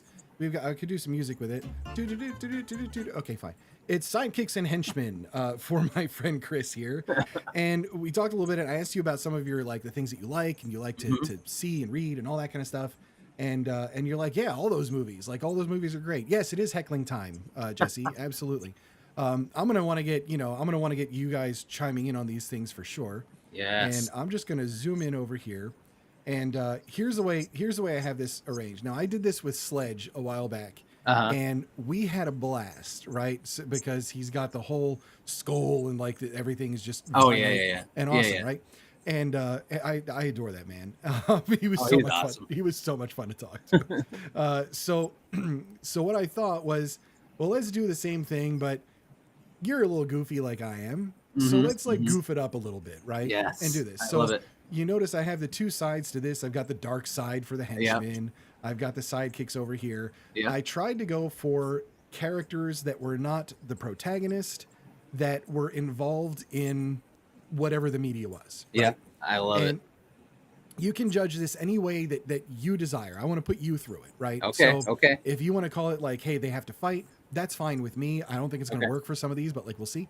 But the way I was thinking of it was maybe just how they're written, how they grab your attention, how memorable they are, whichever one you think is the more impactful, I guess. Okay. And eventually we're just going to have a fight to see if good or evil wins in the end. I love it. I love it. So now, folks in the chat, please, pretty please, chime in and let me know who you would choose as well as the winner of this, the more impactful or funnier or what have you. A lot of these are just straight up comedy, I'm going to say. So we'll go for that. And I have prepared like boxing ring announcements for these, right? Nice. So I'm going to introduce the characters and I'm going to reveal them one match at a time. You pick the winners and then we'll go and we'll do the rest of them after that, right? All right. So you ready to begin? Excited. Heck yeah. Let's do it. I'm ready to start here, man. This is going to be fun. Okay, first, a man whose life is guided by revenge. He is definitely not left-handed. If you killed his father, prepare to die. Hello, it is Inigo Montoya. Yes. And facing off, a dramatic dinosaur with a touch of paranoia. A best friend to Woody and Buzz. It is Rex, the dinosaur. Oh, man. Look, I'm trying to pick good side characters here. This is good. This is good. Who do you got? Think it through. Talk it out if you need to, or what have you. All right, man. This one's easy. I mean, I love Toy Story, but Montego is my man. Yep. He's one of my favorite characters all time. He's got this one for sure. Yeah. And look, I had him kind of pegged as a 1 seed here. So I'm gonna say, that's a good move, smart move. Totally expected, right? All right, let's do the next one. Right. Is anybody like nobody thinks Rex is taking that one? Yeah, come on now, come on. Yeah, of course. All right. So here we go. Next one. It's good. He has a knack for trouble and endless bravery. From lighting the beacons to rallying the troops, he may have to throw himself in next time. It is Pippin. Ooh, nice. Okay. Yep. And who are we facing off on? You're gonna enjoy this one. Oh gosh. All right, here we go. Watch out for this enchanter, whose explosive entrance is just the beginning. His magic is as unpredictable as his humor is dark. Prepare yourselves for Tim the Enchanter. Oh, nice. So who do you got against Tim versus Pippin? Somebody's got to go. This is a good one. Right. Ooh. Oh, man. Oh. I got to go with Tim. You're going Tim the Enchanter over Tim. Over Pip. Yep. Yeah, I think it's his lines, his presence in the movie, while short-lived, is probably the highlight of the flick for me. It is. I'm just saying. Yeah. Tim for sure. Yeah, Tim, it's got to be Tim. Yeah. Yeah. No, we got it. Those hobbits are so hard to root against, but we got to go with Tim on this. We got to go with Tim the Enchanter. All right, that's good. Yeah, I think we have to go with Tim. Yep, Tim. Oh, that's true. There's so many Tims in Booktube world. We got to go. Holy hand grenade versus salted pork. That's fantastic. I like it. All right, next one, my friend. Oh, for this one, I have to. Okay, so hold on. For this one, I have to kind of prepare myself a little bit. So I'm gonna bounce the chat for just a moment, and I'm gonna put us here for just a moment, right? Because you're gonna know what's going on. Oh man. I have to kind of get into get into the mood here. You know what's about to happen. I had to do it. Oh. All right, so here we go. Next up, a mercenary with a heart of gold, and he knows that. Pain is scary. His hat is his crown, and Vera is his queen. He is the hero of Canton, the man they call Jane, right? There we go, and there's Jane. Oh, yes. I couldn't find a good picture. That's an impressive hat, man. It's handmade. I got it on Etsy from this lady who just does Firefly hats. I was like, so it's like legit a Firefly hat. I was saying, that's like spot on. Yeah. No, she got it right. Oh man, for sure. All right, next up, let's see. Oh yeah, okay. So this is a good match. We're gonna go. Actually, let me bounce the chat back in here so we can go like that, and we'll go there to make sure we got. Okay, good. All right. We're back. Yes, the rabbit kills half of them. He started as a simple security officer, but his paranoia paid off. Now he's the hero he always knew he could be. From the screen to the stars, it is Guy Fleegman from Galaxy Quest. Ooh, nice. Yep, Guy was the red shirt in Galaxy Quest. Yep. And that was pretty good. He was really freaking great in that movie. And he was really great. I love that movie anyway. It's one of my I favorites. do. It's same. It's so good. Yep. So who do you got on this one? This is a tough one, but I am a Firefly like junkie. I gotta go with Jane. Go with Jane. No, I get it. Like, it's clear who I'm rooting for here. Yeah, It's like I'm picking sides. It's all good. I did that was a good one. Yeah, I did that with Sledge. I was like, John Wick for the win. He's like, nah, lost in the first round. I'm like, you jerk. How did you do that to me? Dang it. Right. I know. All right. Anyway, so next up, a true hero with an axe to grind. He will never trust an elf. From the depths of Moria to the fields of Pelennor, it's Gimli, son of Gloin. Nice. And in this match, I don't even know. I don't know what came over me when I did this. Oh, gosh. Loyal to a fault, even if it means carrying Her Royal Highness's matched luggage. Half man, half dog. He is his own best friend. It's Barf. Oh, nice. Right? Oh man, this is a good one. This is a good one. Oh gosh, I'm real curious who you got in the, like, maybe give the totally unbiased host. No, not at all. Not at all. So who do you guys got between Barf and Gimli? Like, I mean, obviously, if it was a fight, we know who would win this one. That would be easy. Yeah, But obviously I feel barf. like Yeah. I feel like they're both yeah, right. Hands down, no Of no course. doubt about it. Oh man, I feel like they both are memorable in their roles. I'm gonna have to go with all right, we're gonna honor the late John Candy.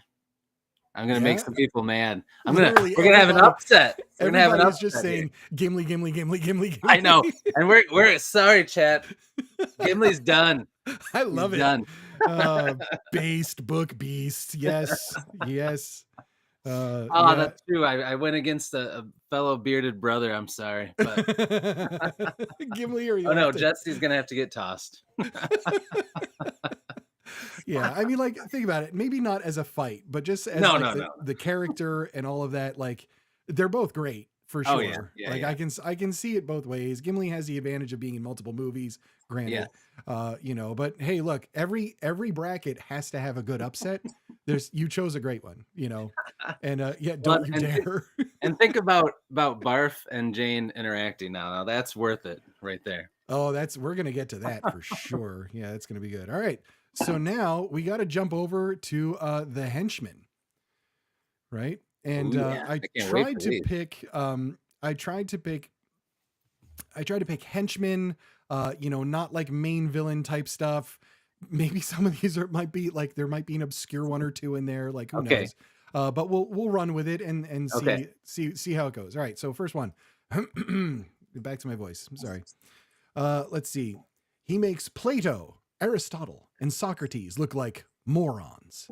His dizzying intellect is truly inconceivable. Enter Vizini. Oh, nice. Yep.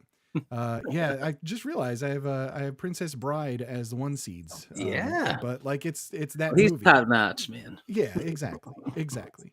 Never go in against a Sicilian when death is on the line. That's right. All right. And another, like an actor that somehow is like quite similar. Diminutive at first, this great neighbor is the only one who can get past the gatekeeper. He is an absurd harbinger of doom. It is the Keymaster. Oh, the Keymaster. Right. Oh, Rick Moranis nice. as just one of the most brilliant comedian, like comic minds, I think, ever. Oh, yes, he is. He is. So we'll go with that. But who do you got in this one as the more impactful character, perhaps? Like, I'm not sure. I know, that's tough.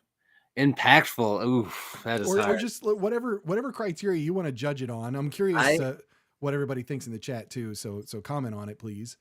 All right, I'm gonna say, like, if I think of these movies, two of my favorite movies. Yep. When I think about the movies, right away I think about Princess Bride. I think about him right away. Right. When I think about Ghostbusters, I don't right away think of the Keymaster. Right. So for that reason, got to go the number one seed. It's Vizini. Yeah, no, that's the right call, man. I think it's the right call. Everybody's thinking Keymaster. I love Rick Moranis. Chat, like, don't turn on me now. This is the one where it's like, all right, like you guys can root for the underdog, but like this is clearly Vizini's win. The way he's written, his part in the story, his interaction with Wesley, which is just like one of the most brilliant scenes, like just ever. So good. So yeah, I'm behind you, man. I'm behind you on that one for sure. All right. So here we go. This one may be a bit more obscure. Okay. Mystical warriors of ancient lore. They are as deadly as they are mysterious, causing too much trouble in Little China. It's the Three Storms. Wow. Okay. As excellent henchmen, right? I'm like that's the definition of henchman right there. Yeah. And then for this one, this is just like, this would be the dumbest fight imaginable. Let's go. His bumbling service to science is as comedic as it is catastrophic. There is something very abnormal about this particular henchman. Here comes Igor. Oh, nice. I didn't even need to think about it. Igor. Yeah. Look at that face. I know, exactly. Marty Feldman for the win. Beautiful. Yeah, I know. What a great character. Abby heck yeah. Abby what? Abby Normal. Yeah, no, I love it. Inconceivable. All right, so here we go. Our next one. Okay. Let me get back there. Okay, good. From the safety of the castle walls, he's just as likely to insult your mother as he is to throw a cow at you. He already has a holy grail, and it's a very nice. It's the French taunter. That's a good one. Yep. Next, Oh. their philosophy is nihilism, but their antics are anything but meaningless. This trio ruined the rug that really tied the room together, man. It's the nihilists. Also, one of my absolute favorite actors ever, Peter Stormare. Oh man, right there as one. His job as Satan in Constantine is unparalleled to me. I absolutely love the guy. So, who do you got? Oh man. Well, you know what? I'm feeling the heckling from the chat, so I'm gonna go with the French dude. You're gonna go with if he doesn't pick the French taunter, then we riot. See, I knew it was coming. We're going with the French taunter. Vote for me, or I shall taunt you a second time. Yes, of course. French taunter, French taunter, French taunter. I had a feeling that was gonna be the popular choice. Totally agree with that. We already have one. Oh my god, I love it. Oh, that is good stuff. Our last henchman match before we get into some quarterfinals. He is small in size, but huge in villainy. His silence speaks volumes. Here comes the pint-sized terror, who just happens to be a tripod. I'm really sorry about that reference. It's Mini-Me. Oh, yes. Nice. All right. Yep. Their scene when they're doing the thing in the prison. They're doing oh my god, just that that was so great. That was so good. So last one, a grotesque figure with an appetite as legendary as his villainy. You better fork over all of your space bucks for Pizza the Hut. Pizza the Hut. Oh man. Oh, that is good. Between Mini-Me and Pizza the Hut. Oh man. All right. I'm gonna sing you my answer and tell me if you know what the answer is. Who's moving on? Here we go. You ready? Oh, there it is. Just the two of us. You and I. Move him over. Pizza the Hut. I'm sorry. No, it's good. He was a huge part of the movies, much more than Pizza the Hut was. Oh yeah. So like I'm totally down with that. If your metric is just like impactful storytelling and all that kind of stuff, for sure. Which brings us, do you want to do henchman quarterfinals, or do you want to do hero like a sidekicks? Yeah, we can stay on henchman side and go back and forth like that. All right. Yep. Yeah. No, that's good. All right, man. Oof. I mean, this is a tough one. This is a tough one. We've got Vizzini versus Igor. Oh man, two of my favorite henchmen. Where do you even go with? I got to take off this hat, man. This is really hot. I bet it's a little itchy and hot. Man, they're both very impactful. I wonder if I can put it over my headphones. No, not really. It's fine. Yeah, both very impactful. Okay, let's think about this. Man, all right. Now I'm trying to remember. Does he survive? Right, he survives his movie, right? So doesn't he? Yeah.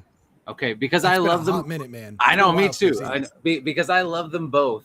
Right. Igor was never outsmarted, and he survived. He didn't die from being outsmarted. So we're gonna go Igor. Oh, we have an upset. Yes, I like it. I inconceivable. He was probably like a 5 seed or something like that. I don't know. I had him ranked according to all. I actually fed it all into Grok AI. I was like, these are all of these people.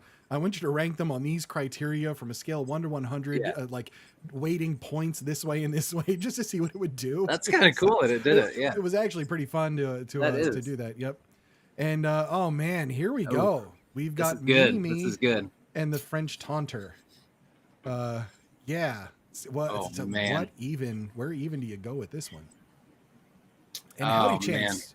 You're a little late, but like you made What's it up, here Chance? during some exciting stuff for sure. Yes. Oh man. All right. You know what we're gonna do? We're gonna okay, this is what I'm gonna do. Because I I gotta go with. I'm gonna go with the French taunter here. I'm gonna tell you why. Okay. Talk it out. Because if this was gonna be the finals, this is what I want to see. Like, I mean, scroll back up. I mean, this is easy material for the French taunter. He walks up like that. I would want to see that interaction. Oh brilliant. man. Yeah. All right. Look, I respect it. I respect it for sure. Oh man. But we got to get over to these guys now. Oh And, yeah. Yeah. These get tough, right? It is.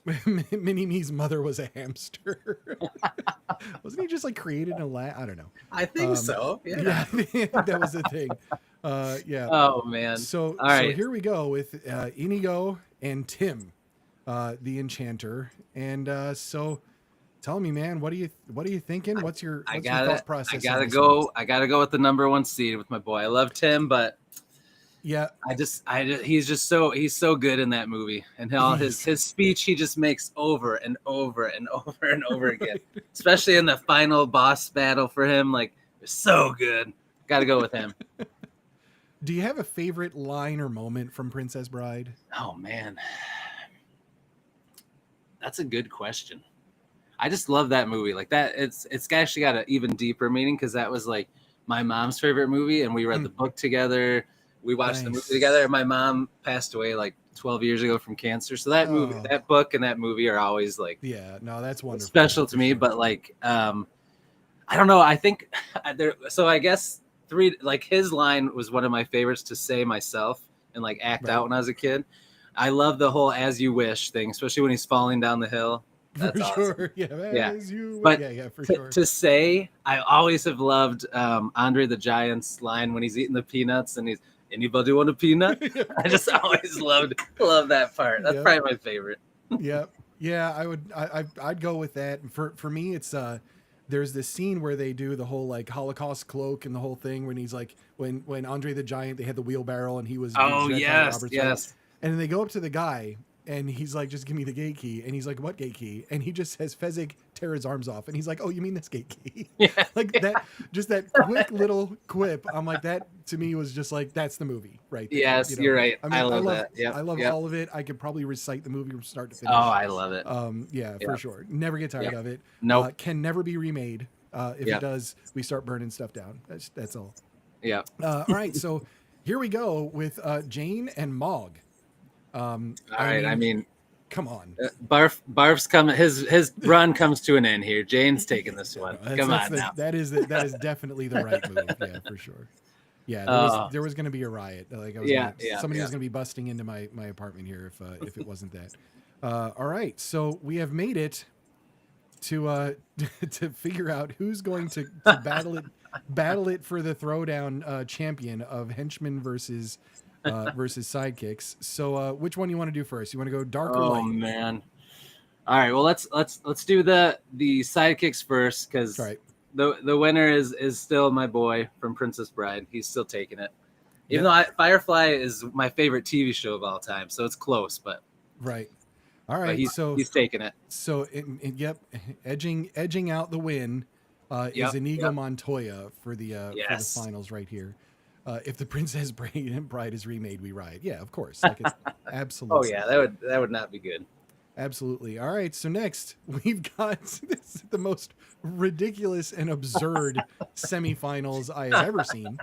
How do you think this one shakes out? Is it the French taunter or is it Igor? You picking the French taunter is just so.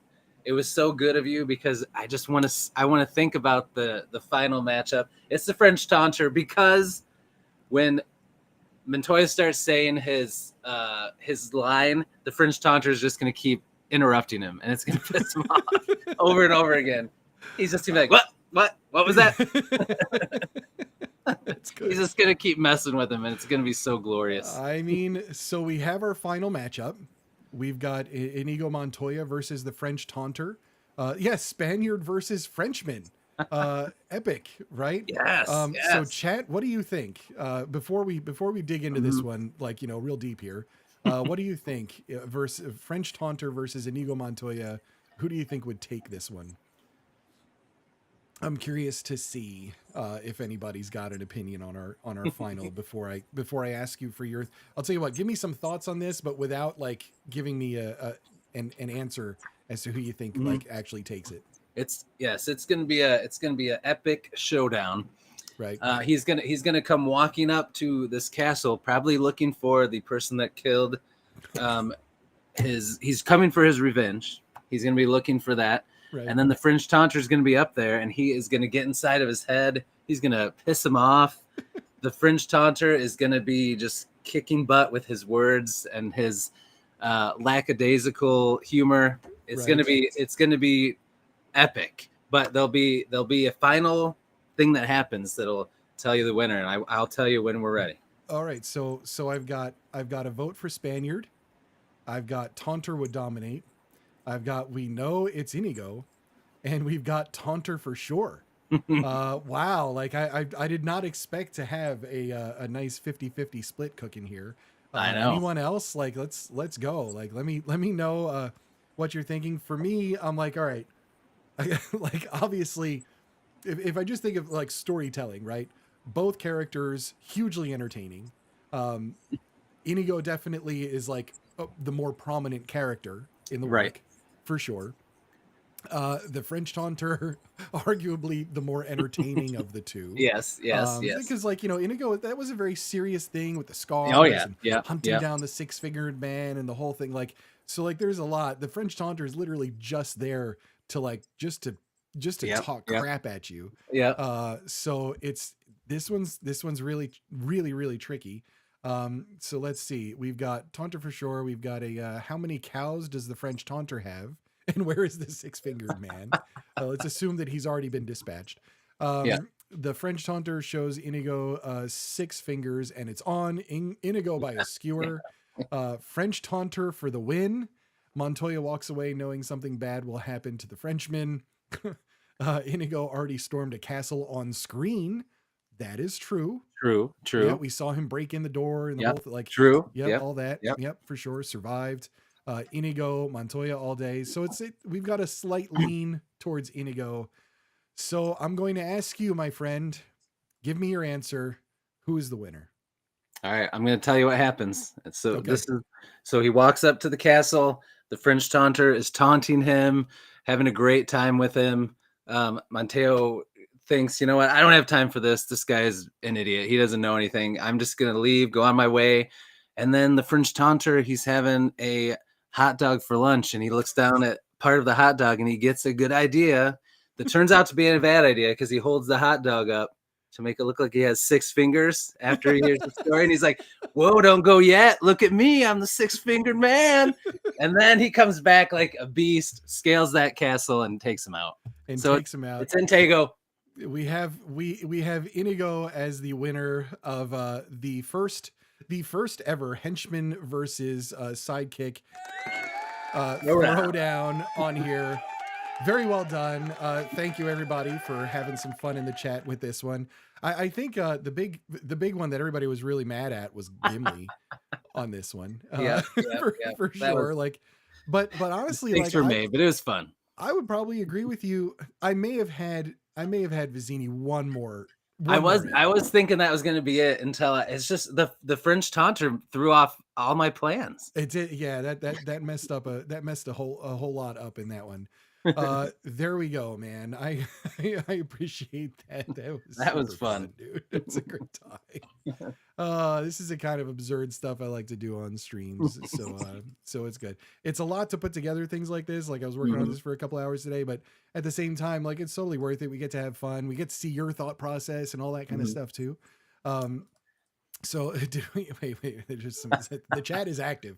Let's see. Awesome chat. We got a nice, we got a genius, we've got a that was way closer than I thought, and a great improvised play-by-play. Yep. Did we just bully and heckle Chris into siding with us? Maybe. Was it worth it? Yes. Right. Jeremy called it. He called it. Yeah, he knew. Congrats to Inigo. We wish you much peace. He would make a great Dread Pirate Roberts. He would. So there's that. Yeah, no, I there were a couple of other characters that I had like kind of in my back pocket that I was going to do. I Yeah. was going to put Bender from Futurama on here. Ooh, that would have been a good one. You know, but like I'm not even sure is he sidekick or henchman because like Yeah, he's what would he kind of be? Yeah. like he's a real gray Kind of area. both. Yeah. And then from Firefly, as henchman was Saffron, Ooh. right? When she because she Yeah. did the whole where she like Yeah. seduced Yeah. and like the whole That would have thing. been a really good henchman. That Yeah. is, Yeah. yeah. See, that's a good Yeah. one too. Yeah. But I was like, well, let me go with these and then just see Yeah. like Those were all great see what we got. or great options. Absolutely, man. Is there anything else like you feel like touching on for anything or any other questions or whatever you got maybe for Yeah. me? Let me think. You know, I am curious. What made you decide to come back to start doing the YouTube thing again after your channel was kind of dormant? Like, and how long was it kind of dormant for a while? And what made you decide to come back? ooh, I'm gonna need a sip for this one. I was gonna say I've been curious. I've been wanting to ask you. Okay, so when I had the channel originally going, I was do you know what MBTI is? No. Carl Jung, psychology. It's like the 4-letter INFJ, right? Oh yeah. Okay. Yeah. So I started the channel talking a lot about that because it was Yes. very interesting and it was very Yeah. helpful to me. Yeah. You know, just to get a grip on some of the things that I tend to go through and some of the things that I tend to have in my headspace, which is imposter syndrome and all that other stuff. You know, cooking that just prevents me from doing the things that I generally want to do. And it was really helpful for me. So I kind of started the channel that way as a way to talk about it, get into it, and form a little bit of a community around it. Yep. You know, one of the things that INFJs really enjoy is like talking about being an INFJ. So there's that. The skull of one of my enemies. Yeah, sure. That I'm drinking beer out of the top of. So I did that. I have to circle back here just because this is important. I wanted to start a YouTube channel for like a long time before I did. And what ended up happening was, it's like I said, my brother had passed away and it was sudden. He was 54 years old. He was having a routine shoulder surgery. He didn't come out of anesthesia. His heart gave out every time they tried to resuscitate him. It just didn't work. And so it was really unexpected. He was healthy. He was lively, everything. I talked to him just like a day or two prior. And I was in Las Vegas at the time. I was on vacation and got the call from my sister that was like, we lost Joe. That's all she said. Yeah. And so, at that point, I kind of had this thing where I was like, I've been wanting to do this. Life can change in a snap. Any one of us, that's talking and interacting on a day-to-day basis could just be gone tomorrow. And I'm sitting here, like I'm agonizing over starting the channel, getting myself out there, trying to make things perfect. And do I have the right equipment and like all this kind of stuff? And I was just like, you know what? Let me just start it. Yeah. Like, let me just go and do this. And, fake it till you make it, right? Just start talking about it. So I started talking about psychology and I had some people that came into the circle and they were interested in what I had to say. Excuse me. At the same time, I was getting into The Caretaker and writing that. One of my last conversations with my brother before he passed, like voice to voice conversation, not text. I was telling him about, when I mentioned I started The Caretaker, I had the 500 words, I started expanding on it and like all this kind of stuff. I was very excited about it. My brother was always like hustling, doing something. He had like 400 side hustles, right? So he was always like that kind of guy. He was such an extrovert, knew absolutely everybody. Yeah. Like 700 people showed up when he passed. It was line was around the building like 4 times. It took just like hours and hours and all that kind of stuff to just see everybody. And every single person that I saw was like, I just talked to him last week.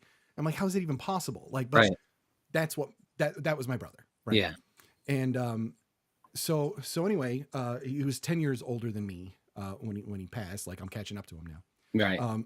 So anyway, so I started the channel and it was a way for me to start to work through some of those things, in a way that I could get a handle on. And at the same time, talk a little bit about the writing. One of the last conversations I had with him, I was telling him about it. He was very excited. And he's like, I got to go. I've got work stuff. He's like, you're going to Vegas. But when you get back, I want to hear all about it. And of course that didn't Right. happen. Didn't get to. Yeah. So no, I was just a couple thousand words in really. And so, so anyway, I was like, let me just do this and let me talk about this stuff and document part of the writing journey and everything else. And so when I wrote Caretaker, I wrote the main character as an INFJ with that sort of psychological profile. Cool. And other characters in the book have other psychological profiles based on Carl Jung's psychology and eventually Myers-Briggs type indicators. That's awesome. So the interactions between different types really fascinates me. Feelers talking to thinkers, people that favor logic talking to people that favor emotion and things like that. And you see that in the book with, I created the characters and put them in there to accentuate everything the main character has a hard time doing. So he's constantly challenged by the people around him. In one way or another, and from different directions and everything else, not necessarily just good, evil, but really just like somebody that favors like being pragmatic. And somebody that favors just like kind of feeling his way through things and whatever else. So I did that. I ran the channel for a couple years. At one point I was getting into just studying like narcissism. Okay. And those sorts of things. I did a couple videos on that absolutely just went bonkers, right? INFJ represent. Yep, exactly. I'm INFJT. So I'm like the most annoying INFJs. So there's that. INFJs can be really annoying, man. I'm just love them all, but like they're my people. But yeah. So so I did some videos on narcissism and kind of like explaining some of the things and just my views on them. And the videos went absolutely like bonkers. And so I was getting like from the Monday that week to Friday that week, I had like an extra 4,000 subs. Crazy. It was unreal. And just like everybody out of the woodwork and all the comments and all this kind of stuff. And it was just like, what just happened? Right. Yeah. And in those days, YouTube was favoring 10 to 12 minute videos. Punchy to the point, that kind of stuff. Mine tended to go a little bit longer than that. But the algorithm did, and it wasn't doing shorts. So the game is completely changed now, totally different. But I got to a point where, so then this is the real trick. And this is something I try to explain to authors. You build your platform of people before you get the book out. Because when it came time to publish Caretaker, which was November of 2020, it was late 2020 that it came out. When that time hit, I had hundreds and hundreds of people that were with me through, and I was very vulnerable and open about my struggles with my brother passing. The hard time that I was having with everything and all of those. And they were with me through all of that. These people knew me, because I was very open and very vulnerable on the stream.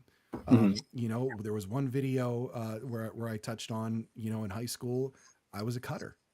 And so, and I explained that and just like, this is what I was dealing with. And at the time, when I think back, it was just a case of not being mature enough to understand and handle the overwhelming emotions that I was feeling in certain situations. And when you're not doing that, you kind of tune out. Like, it's just, it's something that can happen. All covered by a tattoo now. So like, you can't tell. There's no evidence. Ooh, what's the tattoo? This is a big old octopus. It's actually a quintupus. I really need to get back to him. I need 3 more tentacles. So anyway, I reached a point a bit after that and where, okay, so about a year, I'd say a year and 3 months ish after my brother passed, and I've told this story, people that watch, they know, my dad was power washing his house one day. It was like spring and didn't feel well, went to the hospital. Long story short, came back about 5 days later. They had to remove a whole bunch of his intestines. He had an ostomy bag and he had 3 months to live. Jeez. They were like, you are loaded with cancer. There's no hope whatsoever. We're just gonna have to make you comfortable. And sure enough, it was 3 months to the day that my dad left. Jeez. And so that kind of put everything, like, just you imagine like building a model of something Yeah. and then just tossing it up in the air. Like Yeah. that's what happened to my family, Yeah. to my mental state, to just everything, because Yeah. it was brother. And then it was just Yeah. shortly a year after, destroyed my mom. You know, Yeah. she's still just like really broken over the whole thing. And my brother, it was 6 years ago, February 8th, it'll be 6 years that he passed. Yeah. So, you know, and I moved, I still worked through some things, and I hit a point where I had said everything I needed to say about the INFJ thing and the psychology and all of that kind of stuff. And the videos started to feel, they started to feel just like strictly performative. Right. You know, just like what's an INFJ do when they do this? What's an like? Yeah. I'm just not interested in that content because it doesn't dig any deeper than that, and it just felt shallow, and it's just not authentic to who I am. Yeah. So I was like, you know what, I can't, like, I'm just not going to do that anymore. But I also just don't want the channel where I'm just talking about writing, because I don't write every day. Right. You know, and like that, just like there's just literally nothing to talk about for like weeks at a time. Yeah. Yeah. You know, it's like, okay, I wrote 100 words. Like nobody cares, you know? Right. Yep. And so, you know, one of the last, one of the videos that was really like, that was really it for me was, I was filming a video that was, like, come write with me. Right. I had fun doing those, you know, and like, is me getting ready, and I'm getting in the car. I'm talking a little bit about what the scene is and what I'm going to write. And I take a walk with me to the coffee shop. I had my favorite seat. That's cool. You know, all those kinds of things. I had, everything was charged up. It was literally a perfect day, like the perfect writing day. Couldn't have asked for more. I sat down and my head just like, you know, when you have those intrusive thoughts that just start to get darker and darker and just bad. Yep. That was what happened. And it was all around my brother. And I feel like, you know, between everything that happened with him, my family really came apart when my brother passed, like in a big way. Everything was contentious. Everybody was fighting and all that kind of stuff. I'm the glue, you know, because I'm reasonable. I try to keep the peace. I try to talk to everybody. I'm the youngest of my siblings by 10 years. Wow. So, you know, I have that, that's my vibe, right? I help people. Yep. And when that writing thing happened, I went home, I sat down at the computer, and I turned on the camera because I'm like, you know, I'm feeling something right now, and I'm not even sure if I want to like do this or not. Yeah. And I started writing, and I wrote a letter to my brother, and I was just really, really angry because through all of the things that happened with him passing, my family coming apart, and then my dad passed, and my mom's moving, and like the house and the whole thing, and like all of that, and then I moved to be closer to her to kind of help out the best I can. I didn't have my time to just like deal with my brother, and deal with him being gone. And it all came out in that it ended with me picking up my keyboard, smashing it, and just crumpling to the floor as a sobbing mess. And I cut the video right there. Jackie came over, and at that point I was calmed down, and I said, I want you to see this and tell me if I should post it. Yeah. And she watched it, and she's like, well, listen, I know that was hard, and I know it's hard to be somebody that basically just got violent and wrecked stuff and then turned into a sobbing mess on the floor. Yeah. But you might help people that are dealing with things. Yeah. And so 100%. I hit post, and sure enough, comment after comment, this is what healing looks like. You know, I know that was hard. I'm going through the same thing. I appreciate you. You know, I love you for putting that online. Like, I'm like, they authentic, man. Those people were feeling things in their personal lives and showing them that it's all right to break down. It's all right to suffer. You know, and it's all right to have those emotions and display it. That was a real connection to a lot of people, and it helped a lot of people. And so, you know, after that happened, just running the channel just didn't seem right. I was in a very deep depression, and it was right after Caretaker was published. And so for a couple of years, I didn't write anything. Like I just wasn't writing at all. And I didn't really feel the creative the creative thing flowing. Right. Like I did a little bit, and funny enough, the thing that got me out of that depression and out of that mindset was the first chapter of Space Pew Pew, because it was That's fun. awesome. It was totally for me, and it really just had me like, you know what, like I found some joy in Alex and Toshiro. Yeah. You know, and because of that, they're like they're in here, like they're never leaving. Right. You know, and that's, and what you see with them a lot of ways in their interactions in Space Pew Pew, that sort of, you know, they can argue, but they love each other. They're not going to say it, like all those kinds of things. That very much is elements of my relationship with my brother. Yeah. In a lot of ways, because we were like that. He would piss me off all the time. Like I would piss him off all the time. Right. But like when we were together, there was nothing but constant hilarity. You know, Princess Bride. Both of us could quote the movie start to finish. We watched it together 1,000 times. You know, just like all of those kinds of things. We used to watch wrestling together. You know, when it was Hulk Hogan and Bret the Hitman Hart was our favorite. You know, like all those kinds of, like, you know, so all of those things. And then, so the channel died.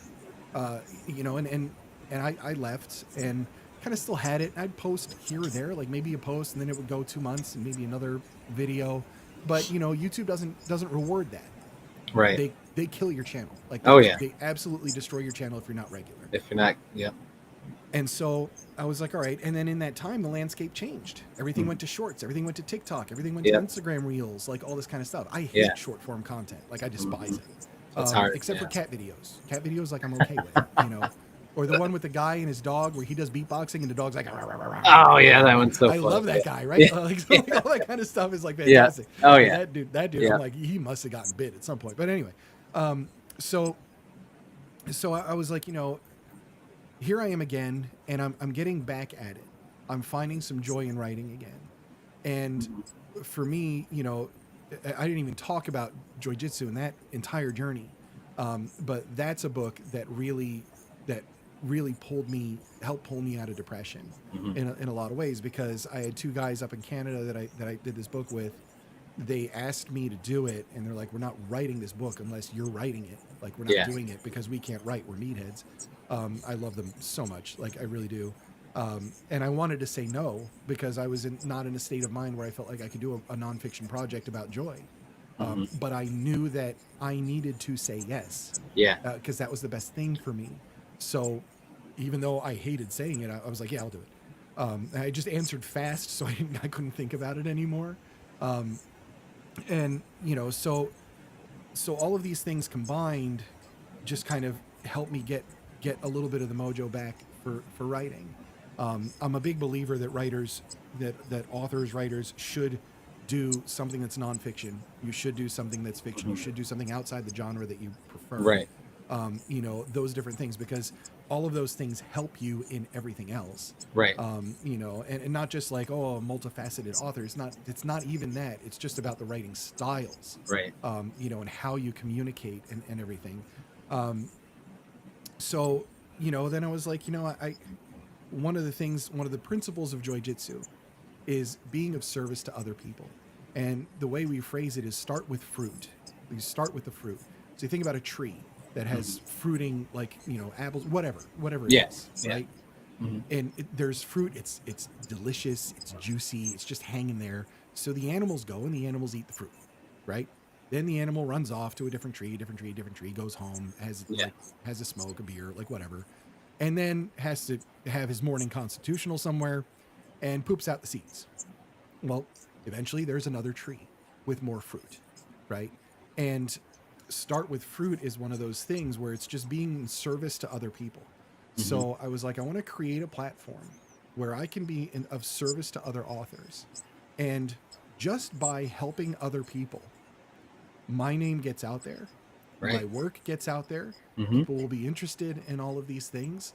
And I will build a platform not by being greedy, not by being somebody who's just out for himself, but by being who I authentically am, which is somebody that I feel almost selfish it's how much I enjoy helping people and helping them Right. out. So I'm like, let me just do that. And let me just be this guy. And I don't want to be the person that's on Twitter, like we talked before, who's just begging people to buy my book for 99 cents. Right. Yeah.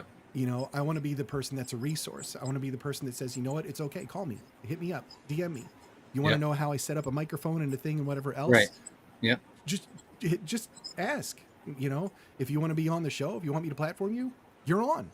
Yeah. Like we're good. I want you to get that exposure. I want to be able to help you, and maybe years down the line, one of these people that I have on my show is going to be like, man, like I remember that, and I remember that guy, and he said that nobody cares about my stuff, but people will care about me as a person, and I lived my life that way, and ever since I did, I started making, you know, better connections, and I started really connecting with people, and I started really digging in and really taking the care to develop relationships. And those relationships are everything when you're talking about being an author, Right. because you can't be the person that's just alone. I don't look good on camera. I sound stupid, you know, like Right. all that dumb stuff. And it's like, no, no, no, no, no. Like you don't. And all you have to do is be kind of interesting. You know, like Yeah. that's Right. like, just don't give one word answers and Right. get yourself out there a little bit, Hmm. but be authentic, be vulnerable, tell people about, like, look, this is the crap that I went through, you Yeah. know. And Hmm. now, like, just this is a perfect example of it. I'm Yep. explaining these things to you. You didn't know any of this about the caretaker. Right. No. That changes your view on what you're going to find in those Oh, pages, heck yeah. Yeah. right? And Yeah. so that, to me, that's the gold. And the only thing I ever want, it's not even sales. I want people to read the words, love the words, and mention it to somebody else. That's Hmm. it. For me, I feel like everything else is going to work out as long as I'm being authentic, helping people, and that's my mission. So if anybody's listening or whatever else, that goes for all of you, whether I even know who the hell you are or not. Yeah. Like I'm always here. Hmm. You'll find me on X and all the things. You see me on the channel. Watch episodes. If you've got a work that you want to promote, or you know, you want to be on, you want to get out there and have something, like I said, that's just evergreen, because people maybe, you know, look, think about it. 5-10 years from now, we might be going to the movie theater for the opening of Sledge, right? Like, Yeah. just imagine how awesome that is. Yeah. And then somebody's going to be looking up Sledge, and they're Yep. going to see my interview with Nick Horvath, where Yep. he does the battle of the badasses, just like you did Yep. the henchmen versus sidekicks, right? Hmm. Yep. And they're going to be like, oh man, like I didn't know this about him. And he plays basketball and he does this Yep. and so on and so forth. And this is his creative process, and like all these different things. Like, those connections span a lot of time. Yep. And I think it's really, really wonderful to do that and to be like that person for other people. You know, that's how you get your name, that's how you build a reputation. And I'm just trying to be myself and just be like the doofy dude I always, like, I'm the guy who writes Space Pew Pew. I get it. I'm the Space Pew Yeah. Pew guy. Like, it's cool. Like, I'm totally okay with it, you know, in every way. And, you know, my hope is that someday somebody's coming to me like, man, I want to write, like, I wish I could write banter like you write, you Right. know, or I want to write characters like you, like, how did, like, what's your process? Like, what, Yeah. you know, to be able to guide somebody that's trying to do those things, and to be like, well, this is how I did it, and these Yeah. are the things that you can, you know, do, or whatever else. Like, just to be able to be a resource to me, that's just, it's the most rewarding thing. And it holds true. Like, I ran a karate school for 12 years, you know, and it didn't make a lot of money, for sure. Right. But, you know, I'm sitting here and I'm molding little minds. Yeah. And, you know, I had them, you know, I mentioned this on I think my last stream, where when people came into the school, it was a new student, I'd hand them the white belt, right? Hmm. And they were always like really terrified to get on the mats for the first time and all that kind Yeah. of stuff, because like you're out there, you're like, oh God, like, you know, that kind of Yeah. stuff, right? Yeah. Yeah. And like, it's embarrassing to people, and especially adults. Adults are the worst, right? The kids were great. They were like, they're like, Right. wait, I can be loud and scream and punch Right. stuff. I'm like, And yes, it's you supposed to know, do this. Yeah. not other people, not Yeah. mom, Yeah. Yeah. you know, not your hamster, not your grandma, but like, Right. you know, Hmm. but I'd hand them the white belt, and the first thing I would say to them before they got on the mats, I said, this is the only thing I'm ever going to hand you that you don't have to earn. Hmm. Everything from here on out, you're going to earn on your own. I'm not giving it to you. It's 100% yours, and you did it. So Yeah. let's put this on and let's start that journey. and you're going to feel what being rewarded for your own hard work feels like. And let me tell you, it changes people. Like, it really, really changes people. So I carry all of these philosophies and all these mindsets through everything that I try to do. That's awesome, And man. waking this page up was just part of connecting back to, because like after a death like that with Hmm. your big brother, he's my role model, he was like my hero, he was everything to me, he was my best friend. Hmm. um After losing somebody like that, I immediately changed, a very different person, Right. and then, and not being there for my brother gave me this determination to make sure when I knew my dad was failing, that I would be there for him. And Yeah. sure enough, the moment he left, he was holding my hand, and the last thing he heard was me saying "Ti amo," which is "I love you" in Italian. And I said, "Dad, it's okay. We're gonna be fine. You can go." Yeah. And he slipped away, and that was it. And so, these things are very formative for me. They're, in one way or another, they're always in my words, whether it's comedy or second rectums or whatever. Um, maybe not quite that one, but you know what I mean. I do. I know exactly. Yeah, yeah, and you know what? Actually, that's really good. You're right That is along. really good. It takes a village to be an author. That's Yeah. yeah, like, That's gold right and that's there. part of building this community and hanging out with you on a stream and all this kind of stuff, is to just foster all of those connections. Hmm. Yeah. That's a deep answer, man. That's a lot. I loved it. I loved Are it, you man. okay? Like, are we I am. good? I am. All right. No, that was good. I mean, I'm not surprised. You're a deep dude, man. And you're I'm a authentic, deep you're dude. genuine, and but you're also hilarious, and you're just a lot of fun to talk to. I'm very glad that we've struck up this friendship and gotten to know each other, Heck man. yeah, man. I And appreciate you. definitely more in the future, for sure. I would love Heck it. yeah. Anytime you want to do a co-stream or hop on or whatever else, Yeah. man, you are totally Same, man. welcome to. Heck yeah. I absolutely love it. And just like finding all the people that are in our circles and all that kind of stuff. Like, these are everybody in the chat. Like, these are just really good people. Hmm. I appreciate all you guys, for sure, for hanging out, hanging out, being with us on this journey, and all that kind of stuff. And being mad that, about Gimli. I think you're good. You got like a little bit of a target on your back now. I do, man. It's I'm pretty gonna scary. next time I come on here, I'm gonna wear a shirt with barf on it though. You know what? I thought, like, I don't do cosplaying, but if I Yeah. was gonna cosplay, I would want to be Darth Maul. Oh yeah, Right. heck yeah. So just like his costume, but Yes. like dark, and like with like some red eyes, I like, and like just it. I like like it. be the evil Mog, like the evil, the evil barf, I Yeah. guess. Like, I don't know. Yes. I just with a You might be with a onto big something. flowy cape, like I really, like, I could get into Oh, it. I've got I the body to pull it off too. So right, right. it's, Yeah, yeah, we could it's all do good. that.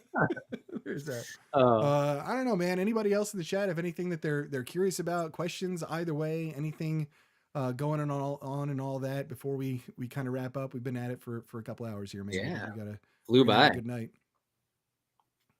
Anything? Anyone? Go ahead and throw it out. If you ever go to LibertyCon, Chris will find you. That sounds good.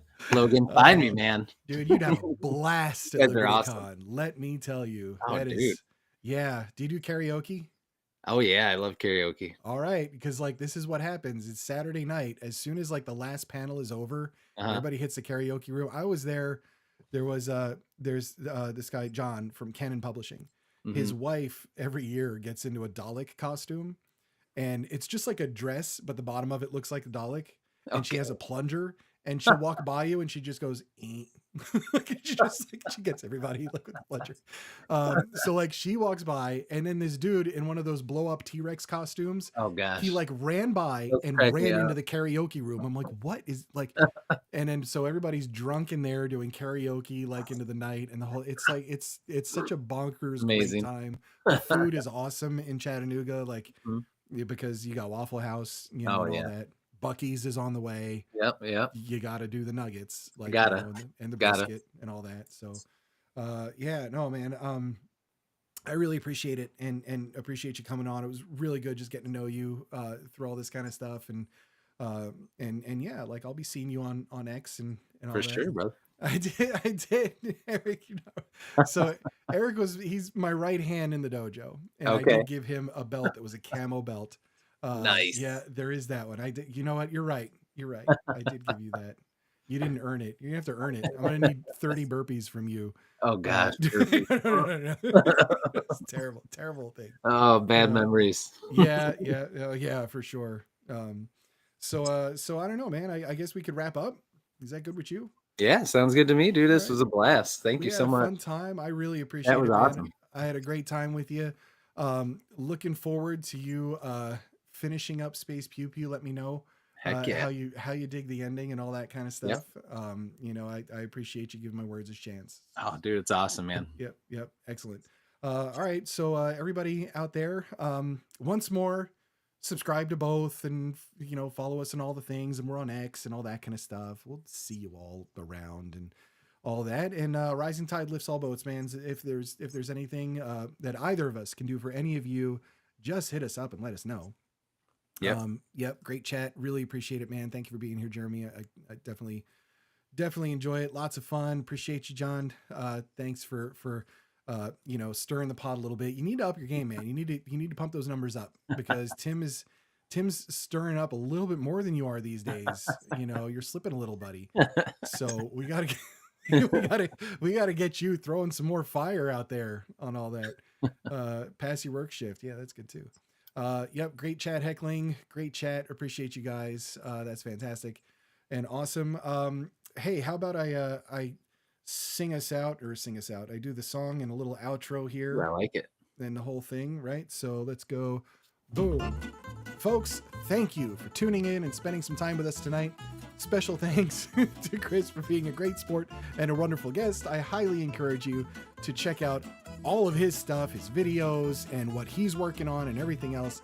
Links to everything is in the description of the video on YouTube. If you would be interested in being part of the Mirthquake community and a guest on the show, it's very easy. Just go to mirthquake.show. You get all the details in the packet. You can join the Discord, hang out with us. Hopefully soon we'll be prying open your brain and throwing it out on the internet for everyone to see. Let me ask you one last question, Chris. One last question. All right, I'm ready. For the author out there, a lot of authors at this point, but for the author out there that is perhaps struggling a little bit with their words, getting it down, feeling like they're not good enough, et cetera, do you have any advice that you'd like to issue to that person? Yes. Couple things. First, keep going. Take it one day at a time. Every day is not going to be perfect, but just keep doing it. And in the long run, you'll be happy with how things work out. And two, Janny Wirtz, who a lot of people know, who is in a stream I was in with some people the other day, she said something really cool. And I mean, I've heard it before in different ways, but basically the idea is the world needs to hear your story. And if you don't write it, no one else will. So Love it. There you go. Yeah. Do it. Do Absolutely. Get the words down, man. Just get the words down, and try not to write for all the other people. Write for you. Yes. If there's anything that I learned, it's just that's really the way to be happy, getting the words down. And honestly, if you do that, you find your tribe. Yeah. So the people who, not everybody's going to dig my sense of humor, and if they don't, that's cool. They're going to leave that 2-star review and run. But the ones that do are the ones that make it all worthwhile. But also, even if they leave you a 1-star review, like they still bought it. So score, Jokes on them. You still got money for it. Exactly. All right. So hang out with me, Chris. I'm going to talk to you in the green room just right afterwards. But we're going to say good night. I'm going to end the stream right there, you guys. Thank you so much. Really appreciate it. All the Beastie friends, loved having you over my place for a spell. That was wonderful, and hope to see you all again for sure.